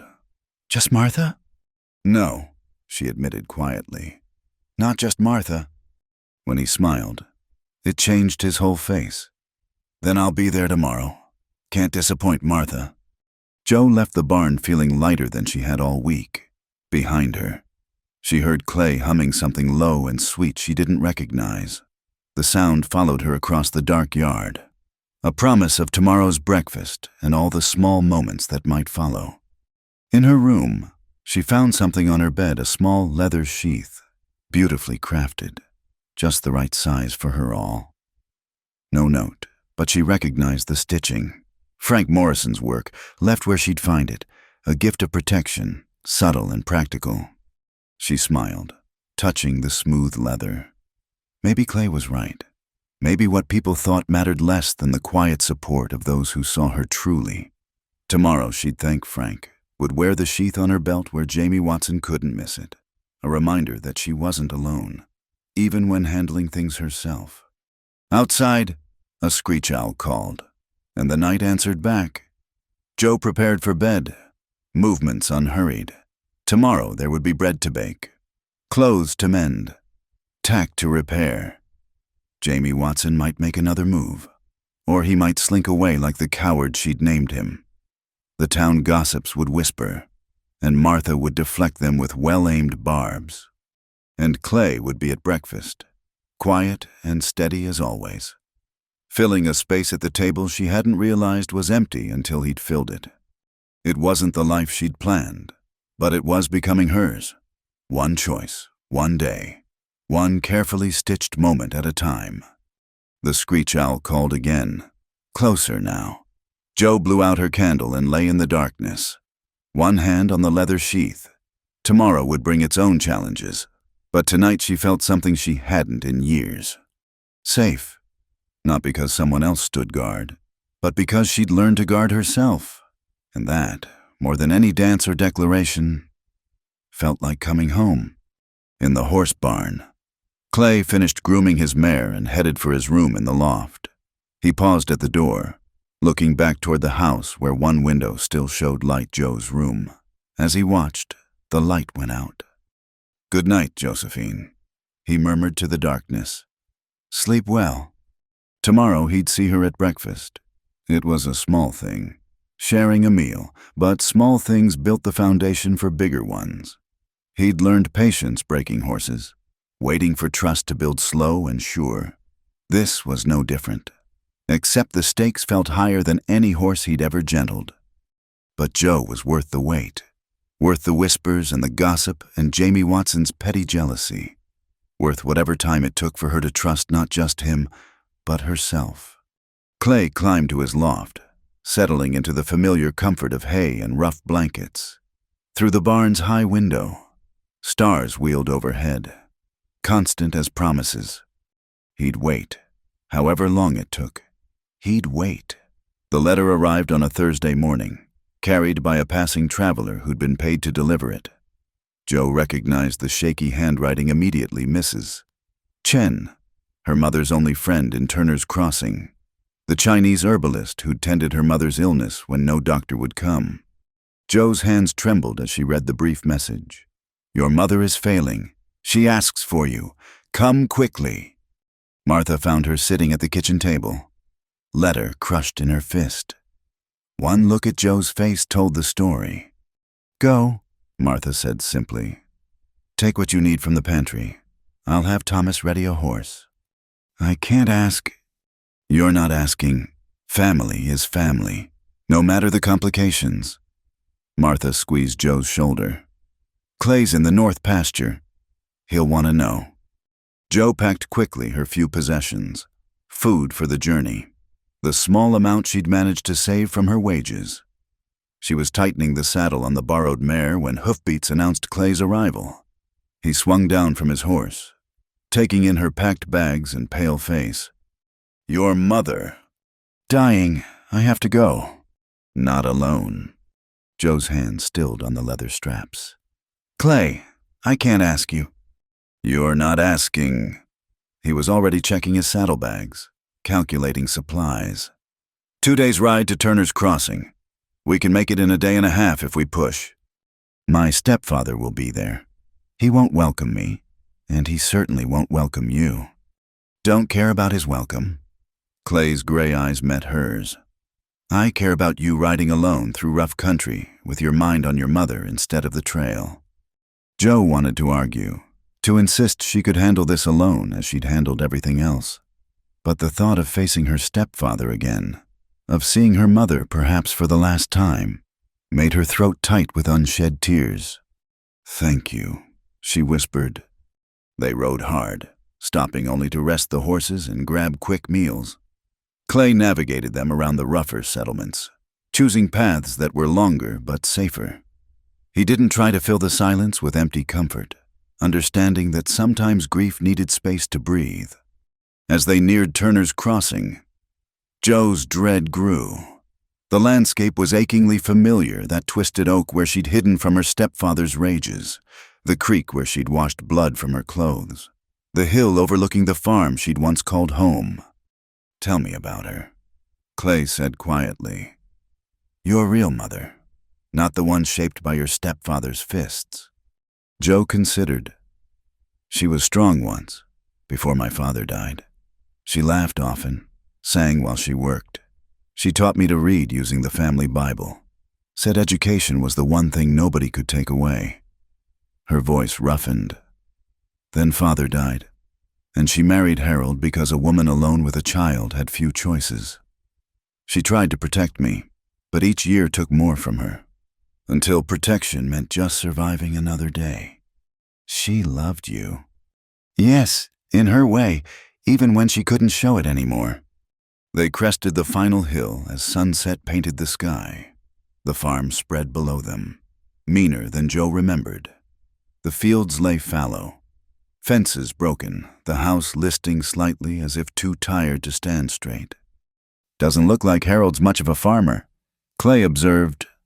He's good at drinking and finding fault, not much else. Jo straightened her spine. If he tries to stop me seeing her, he won't. Clay's hand dropped casual to his sidearm.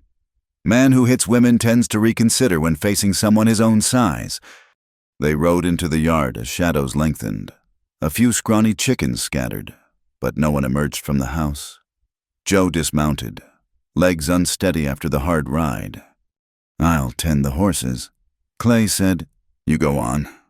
Jo approached the door she'd fled through weeks before, heart hammering. She knocked strange to knock at what had been her home and waited. Footsteps shuffled inside, and the door creaked open. Mrs.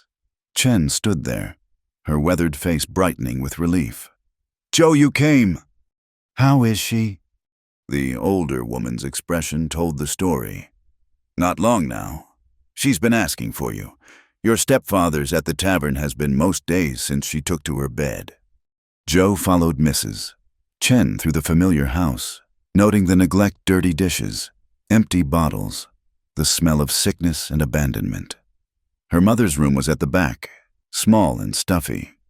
The woman in the bed bore little resemblance to the mother Jo remembered. Illness had carved away everything excess, leaving only sharp bones and translucent skin. But her eyes, when they opened, were still her mother's. Jo! The voice was thread-thin. My girl, I'm here, Mama. Jo knelt beside the bed, taking the fragile hand in both of hers. I'm here. I heard what happened. Harold said you shamed us, but Mrs. Chen told me the truth. How you walked away. How you found decent work. A tear tracked down the sunken cheek. I'm proud, my girl, so proud. Jo's own tears came then, weeks of held-back emotion breaking free. Mama, I'm sorry I left. I should have taken you. No, you did right. Saved yourself when I couldn't save either of us. Her mother's hand tightened weakly. That's all I wanted, for you to be free. They talked quietly as darkness fell.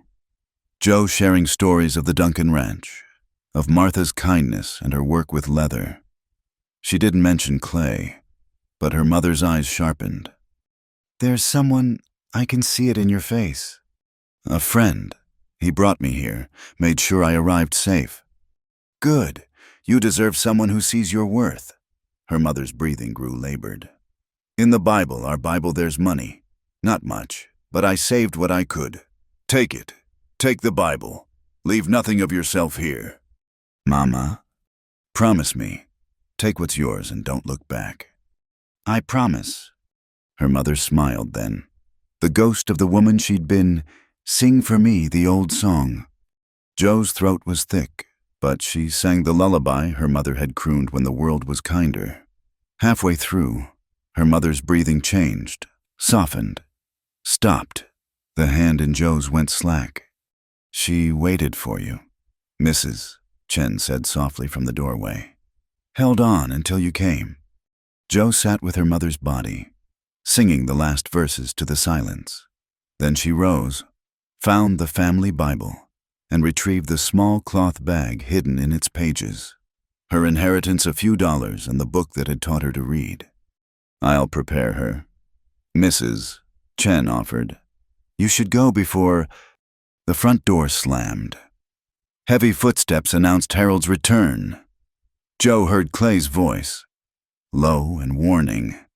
Then Harold's slurred response. Get off my land, where's that ungrateful... Jo emerged from the bedroom, Bible clutched to her chest.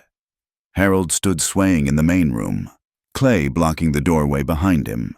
Her stepfather had deteriorated in the weeks since she'd left clothes filthy, face bloated with drink. You, Harold pointed an unsteady finger. Come crawling back. Have you? Well, you're too late. She's got nothing left to protect you with. She's gone, Jo said quietly. My mother is dead. Something flickered in Harold's bloodshot eyes. Relief, perhaps. or just annoyance at losing his caretaker. Then you've no business here. Get out. After the burial. No burial. Can't afford it. She'll go in a pauper's grave come morning. No. Joe stepped forward. She'll be buried proper, next to my father. I'll pay. Harold laughed, ugly and wet. With what you think I don't know what you've been doing spreading your legs for cowboys. Clay moved, fast as lightning. Harold found himself pressed against the wall, Clay's forearm across his throat. You'll mind your tongue, Clay said softly, or I'll mind it for you. Clay, don't. Joe touched his shoulder. He's not worth it. Clay held Harold's gaze for another moment, then stepped back. Harold slumped, coughing. Joe opened the cloth bag, counting out coins. This should cover a decent burial. Mrs. Chen will make the arrangements. That's my money, everything in this house. Was my mother's before she married you. Joe's voice stayed level. This was her savings, hidden away. Unless you'd like to involve the law, I'm sure they'd be interested in how a woman too sick to leave her bed came by so many bruises. Harold's face went white, then red, but he took the coins Joe offered, greed overcoming anger. Take her and go, and don't come back. Gladly. Joe turned to Mrs. Chen, thank you for everything, for being kind when kindness was scarce. The older woman embraced her. Your mother loved you, never doubt that. Joe left the house for the last time. Clay, close behind. They made camp a mile away, near the creek where Joe had played as a child. She sat staring into the small fire, Bible in her lap, trying to process the day's events. I'm sorry, Clay said finally. About your mother. She was free at the end, that's something.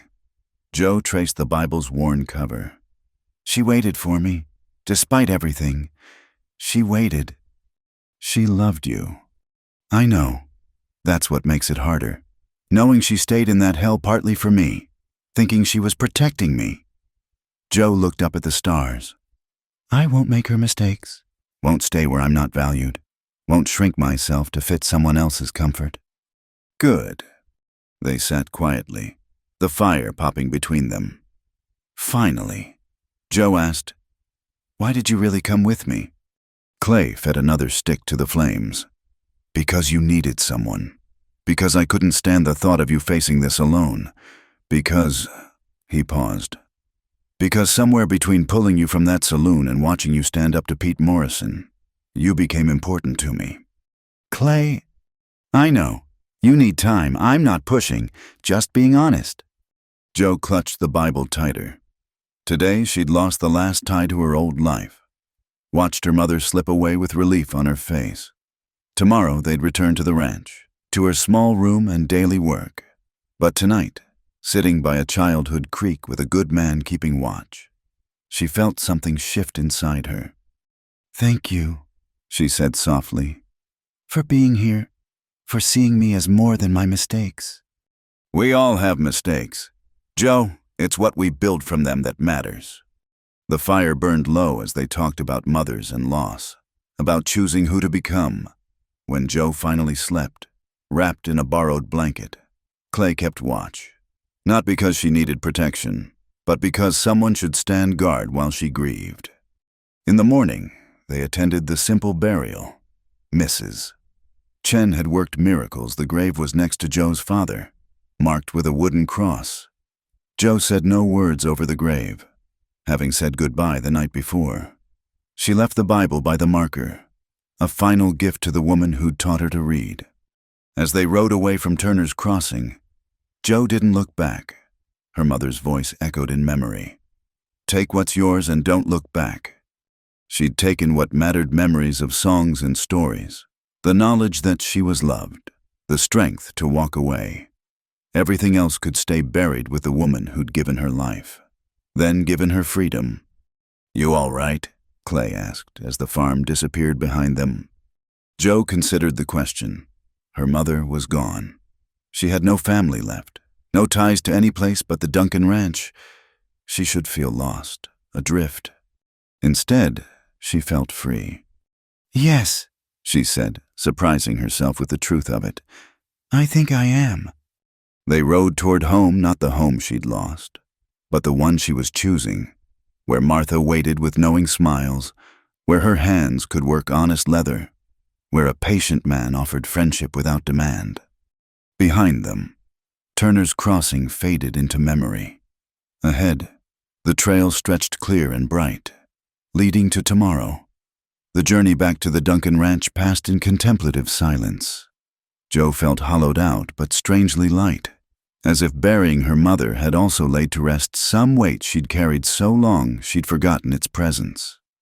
Clay rode beside her, steady as always, knowing when to speak and when to let the prairie wind fill the spaces between them. They reached the ranch as sunset painted the buildings golden. Martha emerged from the house before they'd even dismounted, her face creased with concern. "Jo, child, how are you?" "She's gone," Jo said simply, peacefully, at the end. Martha pulled her into a fierce embrace, and Jo let herself be held, drawing comfort from the older woman's solid presence. Over Martha's shoulder, she saw Duncan and the hands gathering, hats removed in respect. "I'm sorry for your loss," Duncan said formally. "Take whatever time you need." "Thank you, but I'd rather work." Idle hands make for troubled thoughts.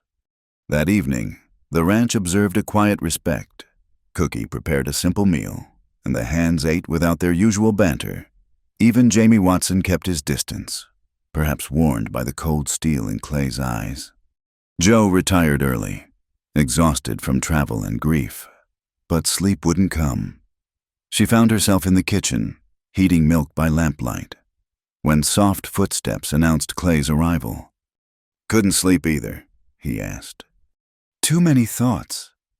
She poured milk into 2 cups, adding a touch of honey.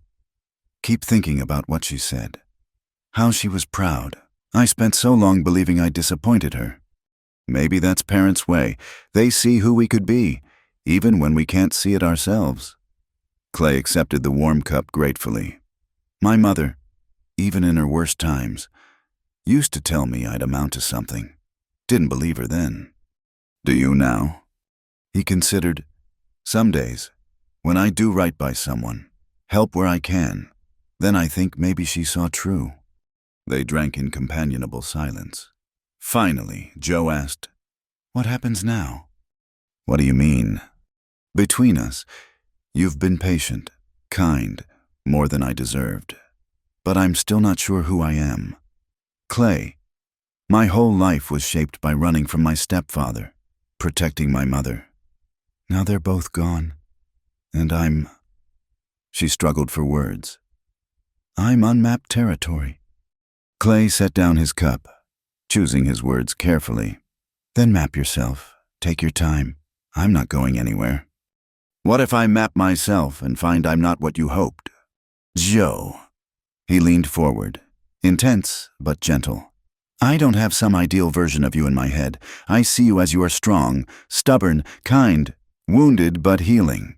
If you change as you find yourself, then I'll learn the new parts too." Jo felt tears threaten again. "You make it sound simple." "Not simple, just clear.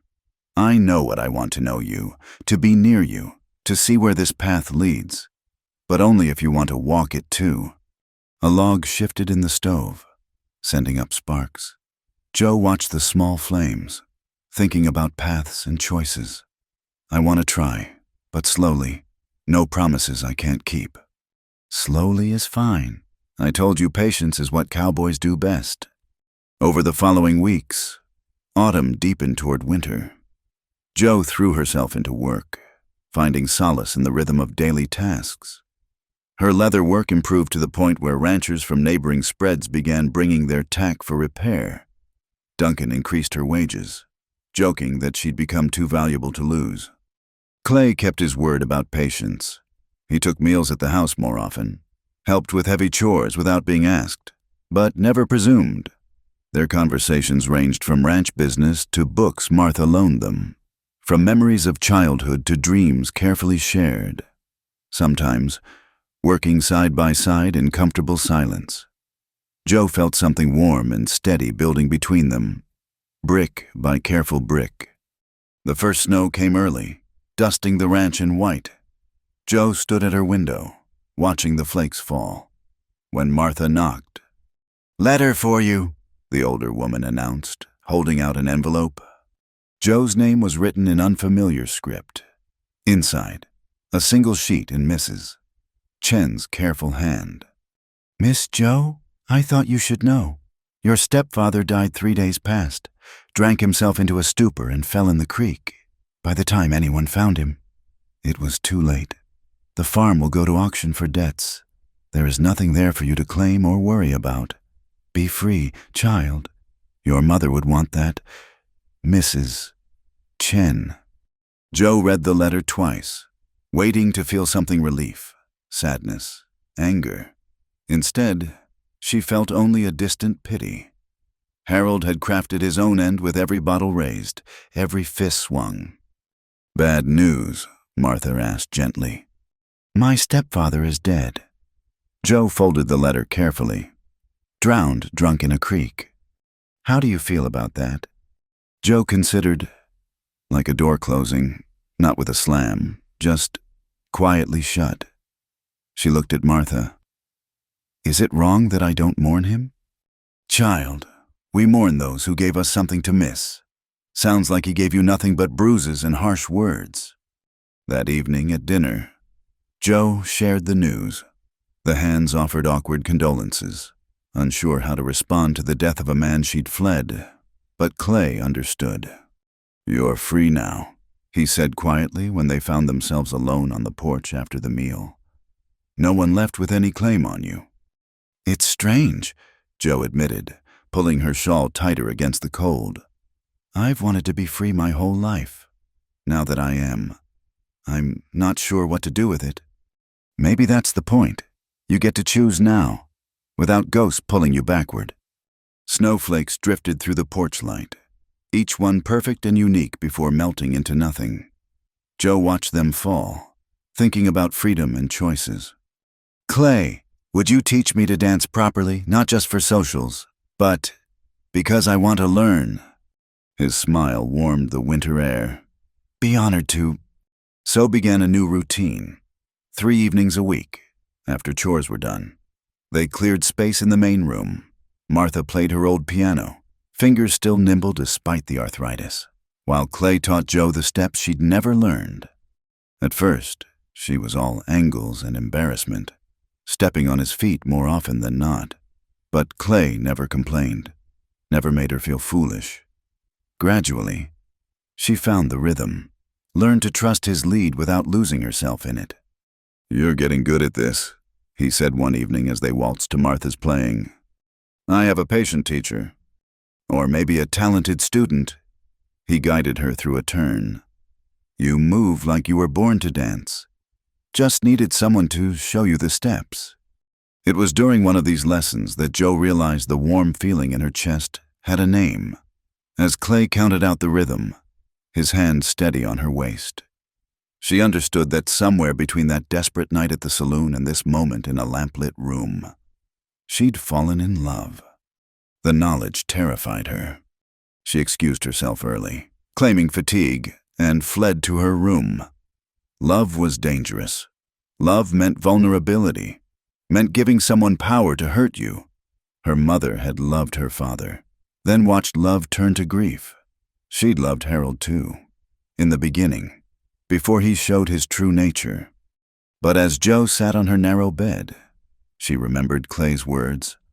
"I see you as you are, not as someone to save, not as damaged goods, but as herself." When had anyone ever offered that? A soft knock interrupted her thoughts. "Joe, you all right?" She opened the door to find Clay, concern etched on his features. "I'm sorry I ran," she said. I realized something, and it scared me." "Want to talk about it?" She studied his face weathered. Honest, patient as the land itself. "Not yet, but soon." He nodded, accepting without pushing. "I'll be here when you're ready." After he left, Jo returned to her bed but didn't sleep. Instead, she thought about freedom and choice, about mapping unmapped territory. Her mother was gone, her stepfather too. The ghosts that had haunted her steps were laid to rest. What remained was her own life, stretching ahead like fresh snow, waiting for her to make the first tracks. In the morning, she rose with new determination. At breakfast, she caught Clay's eye and smiled, really smiled, not the careful expression she usually wore. "Tonight, after dance practice," she said, "could we talk? There's something I need to say." "Of course." The day passed slowly, each chore stretching like taffy. But finally, evening came. The dancing was subdued, both of them aware of the conversation waiting, when Martha retired, leaving them alone. Jo took a breath. "I've been thinking about what it means to be free, all my life. I've defined myself by what I was running from Harold's fists, poverty, the streets. But that's not freedom. That's just fear with its back turned." Clay waited, giving her space to find the words. "Real freedom," Jo continued, "is choosing what to run toward, and I choose." She met his eyes. "I choose you, if you'll still have me." Clay's face transformed with joy. "Jo, I've been choosing you since the night you walked away from that saloon. Every day since has just made me more sure. Even knowing I'm still figuring myself out, even knowing I might never be a proper lady. I don't want a proper lady. I want you leather worker, survivor, terrible dancer who's getting better." He stepped closer, still careful. "I want the woman who stands tall when the world says kneel, who knows her worth even when others don't see it." Jo felt the last wall around her heart crumble. "Then you have me, scars and stubbornness and all." Clay reached out slowly, giving her time to pull away. When she didn't, his hand curved around her cheek, calloused thumb brushing away a tear she hadn't realized had fallen. "May I?" he asked softly. Jo answered by rising on her toes, meeting him halfway. The kiss was gentle, careful. Everything their journey had been patience rewarded, trust earned, love grown slowly in soil once thought too damaged to nurture anything good. When they parted, Jo laughed bright and free. "Martha's watching from the stairs." "Let her," Clay said, but his ears turned red. Martha's voice drifted down. "About time. Now don't stand there gawking. It's cold, and some of us need our sleep." They laughed together, the sound filling the house with warmth. Outside, snow continued to fall, blanketing the world in fresh white. But inside, by the dying fire's light, two people who'd found each other across loss and hardship began writing a new story. Jo had buried her past with her mother, found her freedom in her stepfather's death, but her future that she'd discovered in gray eyes and patient hands, in dance steps learned and love chosen freely. The ghosts were gone. What remained was life, stretching ahead like an unwritten page, waiting for her to fill it with whatever she chose. And she chose love. Winter settled over the ranch like a thick quilt, muffling sound and slowing time. Jo found her days taking new shape around this thing growing between her and Clay, not rushed or desperate, but steady as morning coffee and evening stars. They worked together when duties allowed, her teaching him the finer points of leather repair, while he showed her how to read weather in cloud formations and wind shifts. "Storm coming," he said one February morning, studying the horizon. "Big one, from the feel of it." Jo followed his gaze to where dark clouds massed like an army. "How can you tell?" "The animals know first. See how the horses are restless, and the air." He breathed deep. "Smells like iron and ice." By afternoon, his prediction proved true. Snow began falling in thick curtains, driven by winds that rattled windows and sent drafts through every crack. The hands worked frantically to secure livestock, bringing the horses into the barn and moving cattle to sheltered areas. "This is fixing to be a bad one," Duncan announced at supper. "Could be snowed in for days. Everyone bed down here tonight, no sense risking the bunkhouse." The men arranged themselves in the main room with bedrolls and blankets. Joe helped Martha prepare extra food, knowing they'd need hearty meals if the storm lasted. Clay caught her arm as she passed with an armload of quilts. "You all right? You look worried." "Just remembering winters at my stepfather's farm. We lost stock in storms like this. Sometimes went hungry when supplies ran out." "That won't happen here," Clay assured her. "Duncan's too smart, and we're well provisioned. This is just weather. Joe, it'll pass." But the storm didn't pass. It raged for 3 days, piling snow higher than the windows, making even the short trek to the barn dangerous. The men took turns fighting through the drifts to tend the animals, returning half-frozen and exhausted. On the third night, Jamie Watson didn't return from his turn. "Been gone too long," Frank said, peering into the white darkness. "Should have been back by now." Without hesitation, Clay began pulling on extra layers. "I'll find him." "I'm coming with you," Joe said. "No." Clay's tone was firm. "Too dangerous." "2 people are better than 1 in a search. I'm strong. I know how to move in deep snow, and I won't slow you down." She was already reaching for her coat. "We're wasting time arguing."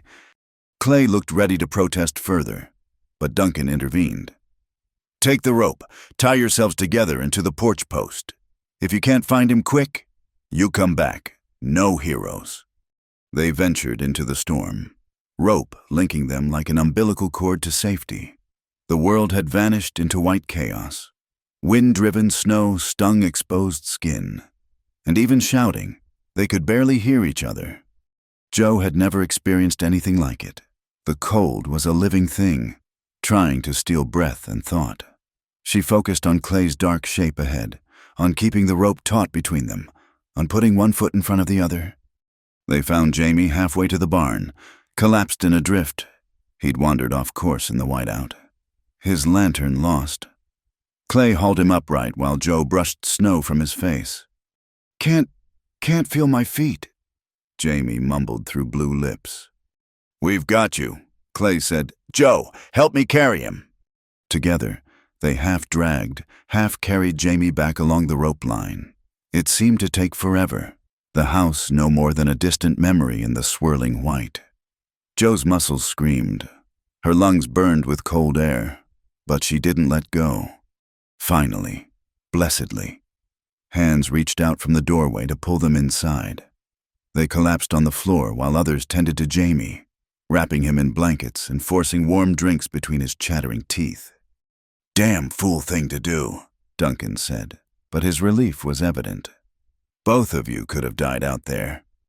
"But we didn't," Joe gasped, still catching her breath. "And neither did Jamie." Martha fussed over them, bringing dry clothes and hot soup. As Joe changed in her room, she noticed her hands shaking not from cold, but from delayed fear. She'd been so focused on the task, on helping Clay, that the danger hadn't fully registered until now. A knock came at her door. "Joe, it's Martha. May I come in?" The older woman entered, studying Joe with knowing eyes. "That was brave, what you did." "Clay would have gone alone. I couldn't let that happen." "No, I don't suppose you could." Martha sat on the bed's edge. "You love him." It wasn't a question, but Joe nodded anyway. "More than I thought possible." "And he loves you. The whole ranch can see it." Martha smiled. "Have you talked about the future?" "Not specifically. We're taking things slowly." "Slowly is fine, but life has a way of pushing decisions. That storm could have taken either of you tonight." Martha patted Joe's hand. "Don't wait too long to grab happiness, child. Tomorrow's never guaranteed." Later, after Jamie had been settled and the storm showed signs of weakening, Joe found Clay standing by the window, staring into the dying blizzard. "Thank you," he said without turning. "For coming with me, for not letting me go alone. Partners don't let each other face storms solo," Joe replied, moving to stand beside him. "Is that what we are, partners?" "Among other things." She took a breath. "Clay, when we were out there, when I thought we might not make it back. All I could think was how much time I'd wasted being afraid. He turned to her then, eyes intense. What are you saying? I'm saying that Martha's right. Tomorrow's never guaranteed, and I don't want to waste any more todays. Clay's hand found hers, fingers intertwining. Joe, are you sure I don't want you feeling pushed by what happened tonight? I'm not. If anything, tonight clarified what I already knew. She squeezed his hand. I love you. Clay McAllister, I choose you, not from desperation or gratitude, but because you're the home I've been looking for all my life. His kiss was answer enough, deep and sure and full of promises. When they parted, both breathing unsteadily, Clay rested his forehead against hers. Marry me, he said simply. Not today, not tomorrow, but soon, when the road's clear and we can do it proper. Yes, the word came without hesitation. Though I warn you, I'll always be too tall, too direct, and probably scandalize proper society. Good. Proper society's overrated anyway. They stood together watching the storm die, hands linked, future spreading before them like fresh snow waiting for tracks. In the main room, they could hear the men settling for sleep, Jamie's occasional cough a reminder of how close they'd come to tragedy. I want to build you something, Clay said suddenly. A real home, not the bunkhouse, not a room off someone else's kitchen. Our own place, where you can work your leather and I can raise horses. Sounds perfect. Joe leaned into his warmth. Though I'm pretty handy with a hammer if you need help building. I'm counting on it. The next morning dawned clear and brilliant, sun turning the snow-covered world into a field of diamonds. The men dug out pathways, checked on animals, began the slow process of returning to normal. Jamie, recovering from his brush with death, approached Joe with uncharacteristic humility. Thank you, he said simply. Clay told me you insisted on helping search. I owe you my life. You owe us nothing, Joe replied. Just maybe listen next time when someone tells you to take the guide rope. He ducked his head, ashamed. I've been wrong about you, about a lot of things. I hope you'll accept my apology for how I acted before. Joe studied him, seeing not the arrogant boy who'd cornered her in the barn, but a young man who'd faced his mortality and found himself wanting. Apology accepted. Fresh starts all around. News of the engagement spread through the ranch like wildfire. Duncan congratulated them with backslaps and promises of wedding gifts. Frank produced a bottle of good whiskey he'd been saving, toasting their future in Spanish and English. Even Cookie, gruff as always, baked a cake that was only slightly lopsided. But it was Martha who gave Joe the gift she'd treasure most. That evening, as they cleaned up after the celebration, the older woman pressed something into Joe's hands, a small silver ring, worn smooth with age. This was my mother's, Martha explained. Brought over from Ireland when she was just a girl. I've no daughters to pass it to, and watching you bloom here has been like having the child I never had. Joe's eyes filled. Martha, I can't. You can and you will. Every woman needs something old for her wedding day. Though, knowing Clay, he'll insist on getting you something properly new as well. As if summoned by his name, Clay appeared in the doorway. Joe Moon's up. Thought you might like to see the ranch in snowlight. They bundled up and ventured out into a transformed world.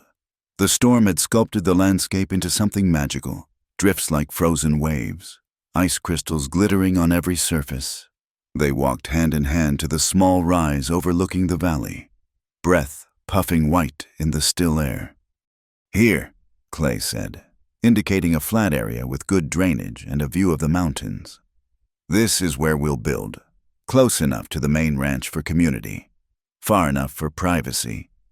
Joe could see it in her mind's eye, a solid house with a broad porch, barn for Clay's horses, workshop where she could expand her leather business, gardens where she'd grow the flowers her mother had loved, children someday, playing in the yard while dinner cooked and evening gathered the world in gentle hands.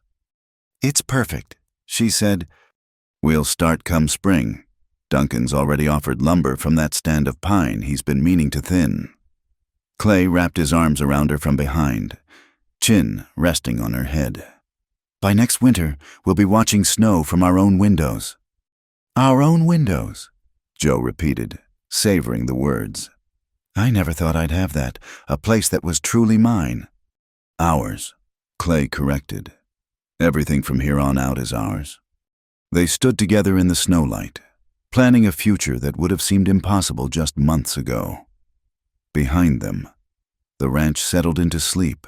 Before them, the land stretched endless and full of promise, and between them, love grown not from desperation or need, but from choice freely made and trust hard-earned. The girl who'd stood desperate in a saloon, ready to sell herself for survival, was gone. In her place stood a woman who knew her worth, chose her path, and faced the future with clear eyes and steady hands. Joe turned in Clay's arms, studying his face in the moonlight. "No regrets. You could have any woman someone proper, someone without a complicated past." "I don't want any woman. I want you, complications and all." He kissed her gently. "Besides, my past isn't exactly simple either. Maybe that's why we fit two complicated people making something simple together." "I love you," she said, words that still felt new and precious on her tongue. "And I love you, today, tomorrow, and all the days after."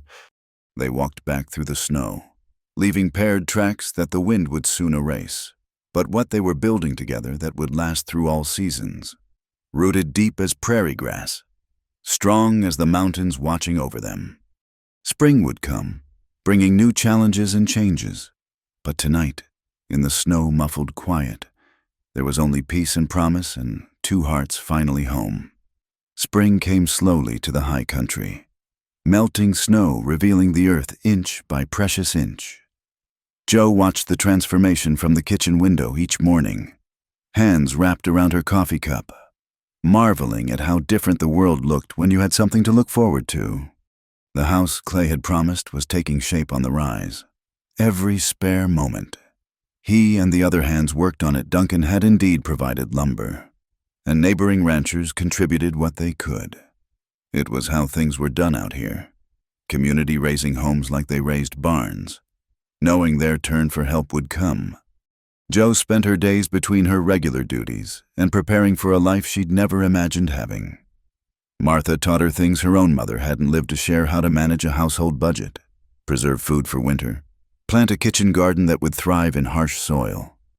"The secret's in the planning," Martha explained one afternoon as they sorted seed packets. "Know what you need, what you want, and what the land will give. Same applies to marriage." Come to think of it, it was a warm day in early April when everything changed. Joe was in the barn, working on a complex saddle repair, when she heard horses approaching fast, too fast for casual visitors. She set down her tools and stepped outside. 3 riders thundered into the yard, their horses lathered with sweat. She recognized the lead rider, Sheriff Daniels from town, his star glinting in the afternoon sun. The 2 men with him were strangers, but their bearing screamed trouble. "Miss Callahan." The sheriff's voice was formal, careful. "Josephine Callahan, formerly of Turner's Crossing." Ice formed in Joe's stomach. "Yes, what's this about?" "I'm afraid we need to ask you some questions about the night you left your stepfather's home." He dismounted, hand resting casual on his sidearm. "Harold Baxter's death has been ruled suspicious.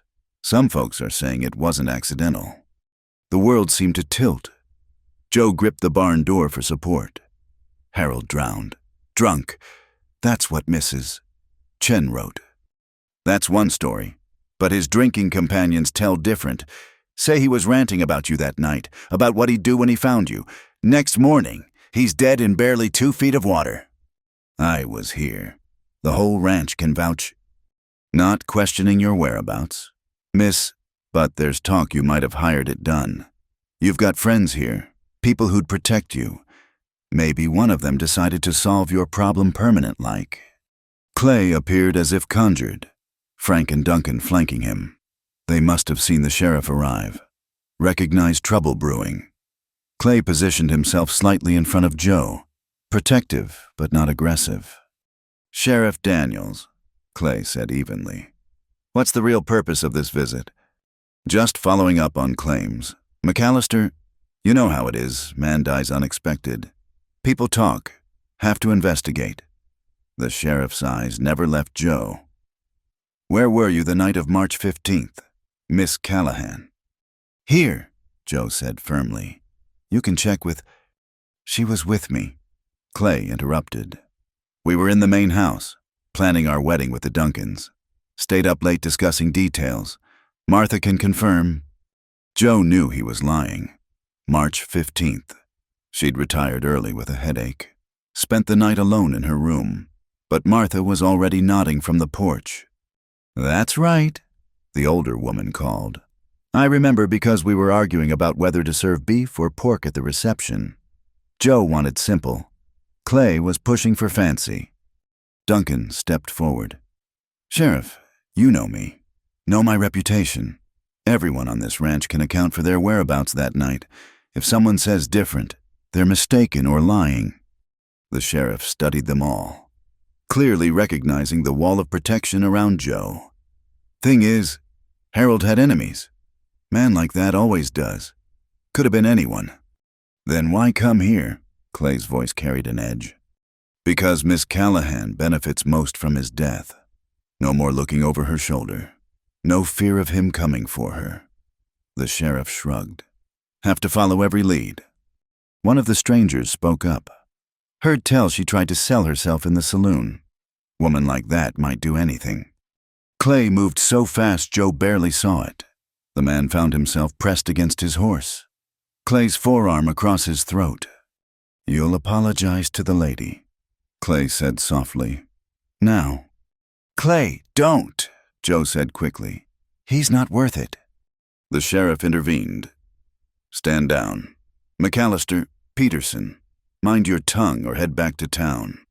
Clay released the man, who muttered something that might have been an apology. Joe stepped around Clay, addressing the sheriff directly. "I didn't kill Harold. I didn't hire anyone to kill him. When I left Turner's Crossing, I left that life behind.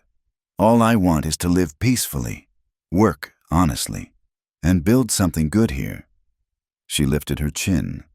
"If that makes me suspicious, then I suppose you'll have to arrest me." The sheriff studied her for a long moment. "No one's arresting anyone today. Just had to ask the questions. You understand? For the record." "Are we done here?" Duncan asked, his tone suggesting they better be. "For now." The sheriff mounted his horse. "Miss Callahan, I'd appreciate if you didn't leave the area without letting me know, just until this matter's resolved." After they left, Joe sank onto a hay bale, shaking. The life she'd built, the future she'd planned, it all felt fragile as spring ice. "Joe!" Clay knelt before her, taking her hands. "Look at me. This will pass. They've got no evidence because there's none to find. But people will talk, say where there's smoke." "Let them talk." Martha had joined them, fierce as a mother hawk. "Anyone speaks ill of you will answer to me, and I know where all the bodies are buried in this town, figuratively speaking." "Why did you lie for me?" Joe asked Clay. "About that night. Because they were fishing, looking for any crack to pry at. Truth is, nobody killed Harold but Harold. Man poisoned himself with whiskey 1 bottle at a time." Over the next weeks, the investigation continued. The sheriff returned twice more, each time with fewer questions and more apologies. Turns out Harold had debts all over the county, had threatened multiple people the night he died. Any one of them had motive, but no one had proof of anything except that a drunk man had drowned in shallow water. Still, the damage was done. Whispers followed Joe to town. Conversations stopped when she entered the general store. Some of Clay's clients canceled orders, not wanting to associate with scandal. "I should leave," Joe said one evening as they sat on the half-finished porch of their new house. This is hurting everyone." "Don't!" Clay's voice was firm. "Don't you dare run. That's what they want. The gossips and the petty minds. We stand together or not at all." "But your reputation." "My reputation's my own to risk. Joe, I've lived careful my whole life. Kept my head down, stayed out of trouble, built something solid. And it's all ash if I can't share it with you." The next Sunday, Clay did something that set the whole town talking. He walked into church with Joe on his arm, found seats in the front row where everyone could see them. When Reverend Mills called for community prayers, Clay stood. "I'd like to say something," he announced. The church went silent as death. Most of you know me. Know I'm not one for speeches, but sometimes a man has to speak up. He looked around the packed church. "Josephine Callahan is going to be my wife. She's the finest woman I know, kind, hardworking, honest. She's survived things that would break most people and come out stronger." He paused, letting his words sink in. "Now, I know there's been talk, ugly talk, about her past, about recent events. I'm here to say anyone who spreads such poison will answer to me. Not with violence, I'm no brawler. But I'll make sure everyone knows exactly what kind of person spreads lies about a good woman." "Clay," Joe whispered, tugging his sleeve. But he wasn't finished. Harold Baxter was a drunk and a brute who beat women. If someone did kill him, which I don't believe they did the world a favor. But Joe was here, working honest, building a life. Anyone says different is calling me, the Duncans, and everyone at the ranch liars. That's not something I take lightly." He sat down in the ringing silence. Then, from the back, someone started clapping. Frank Morrison, standing proud. Then Duncan joined, and Martha, and one by one others followed until half the church was applauding. Not everyone. Elsie Patterson and her cronies sat stone-faced. But enough. Enough to show the tide was turning. Reverend Mills cleared his throat. "Well, that was unexpected, but perhaps timely. My sermon today was going to be about casting stones. I think Mr.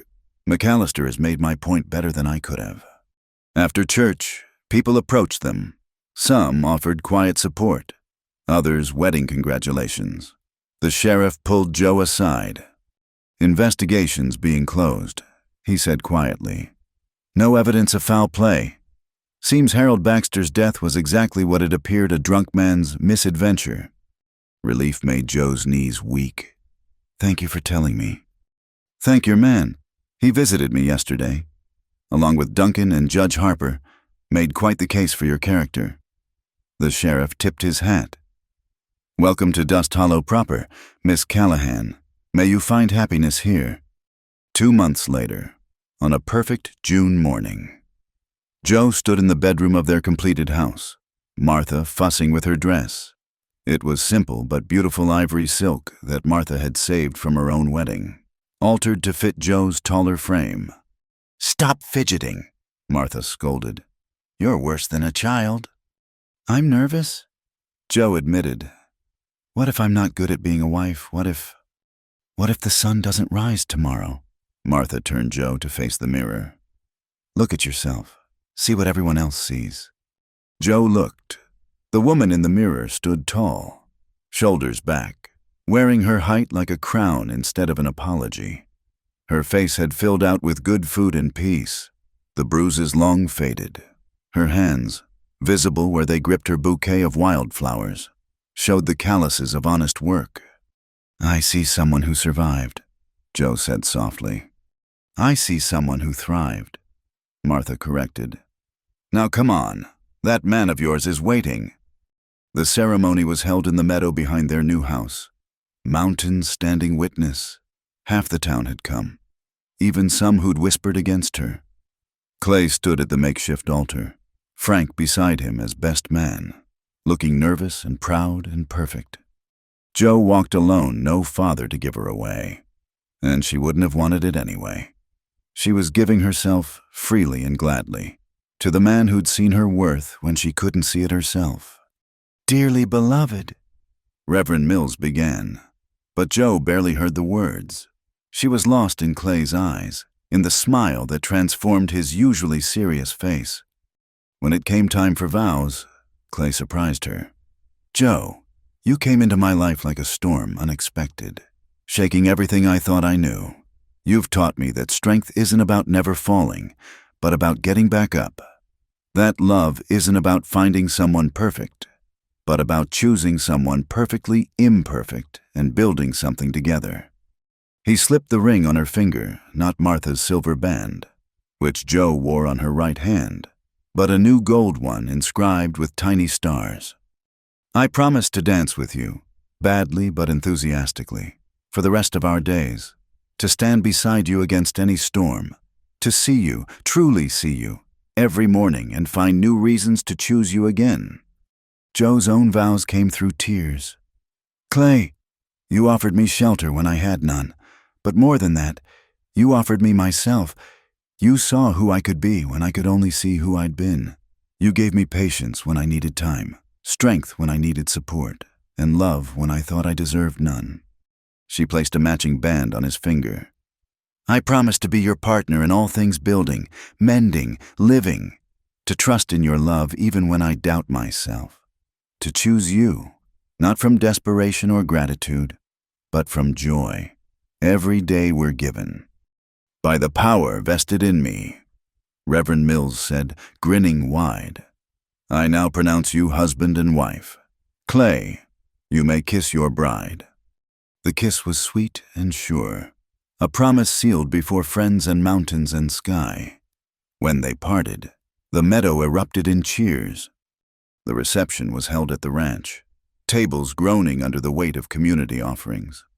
Joe danced with Clay, with Duncan, with Frank, even with Jamie Watson, who'd become a tentative friend. As the sun set, painting the sky in shades of rose and gold, she found herself on the porch with Clay, watching their guests celebrate. "No regrets?" she asked, echoing her question from months before. "Only one." Clay said, "That it took so long to find you." "I wasn't ready before. Neither were you." Joe leaned into his warmth. "We both had growing to do. And now we grow together." As if on cue, Martha appeared with a telegram. "This just came from California. Thought you'd want to see it." Joe read the brief message, then laughed through fresh tears. "It's from Mrs. Chen. She says, 'Happiness to the bride. Your mother would be proud. The past is buried. Live free.'" Clay wrapped his arms around her. "She's right. The past is done. We've got nothing but future ahead." Joe turned in his arms, looking up at the man who'd become her home. "Then let's live it, every moment." As stars appeared overhead, as music and laughter drifted from the ongoing party, as their new house stood ready on the rise, Joe understood something fundamental. She'd thought her story began that desperate night in the saloon, but she'd been wrong. Her story began here, now, in the arms of a man who knew that some things couldn't be bought or sold, only earned with gentleness, who understood that love wasn't about saving someone, but about standing beside them while they saved themselves. The girl who'd offered her innocence as a bargain was gone. In her place stood a woman who knew her worth, owned her choices, and faced the future with clear eyes and an open heart. And that future, written in starlight and promises, stretched ahead like an unbroken trail, challenging. Certainly, but theirs to travel together. In the distance, coyotes sang to the rising moon. But here, in the circle of light and love, there was only joy, only beginning, only home.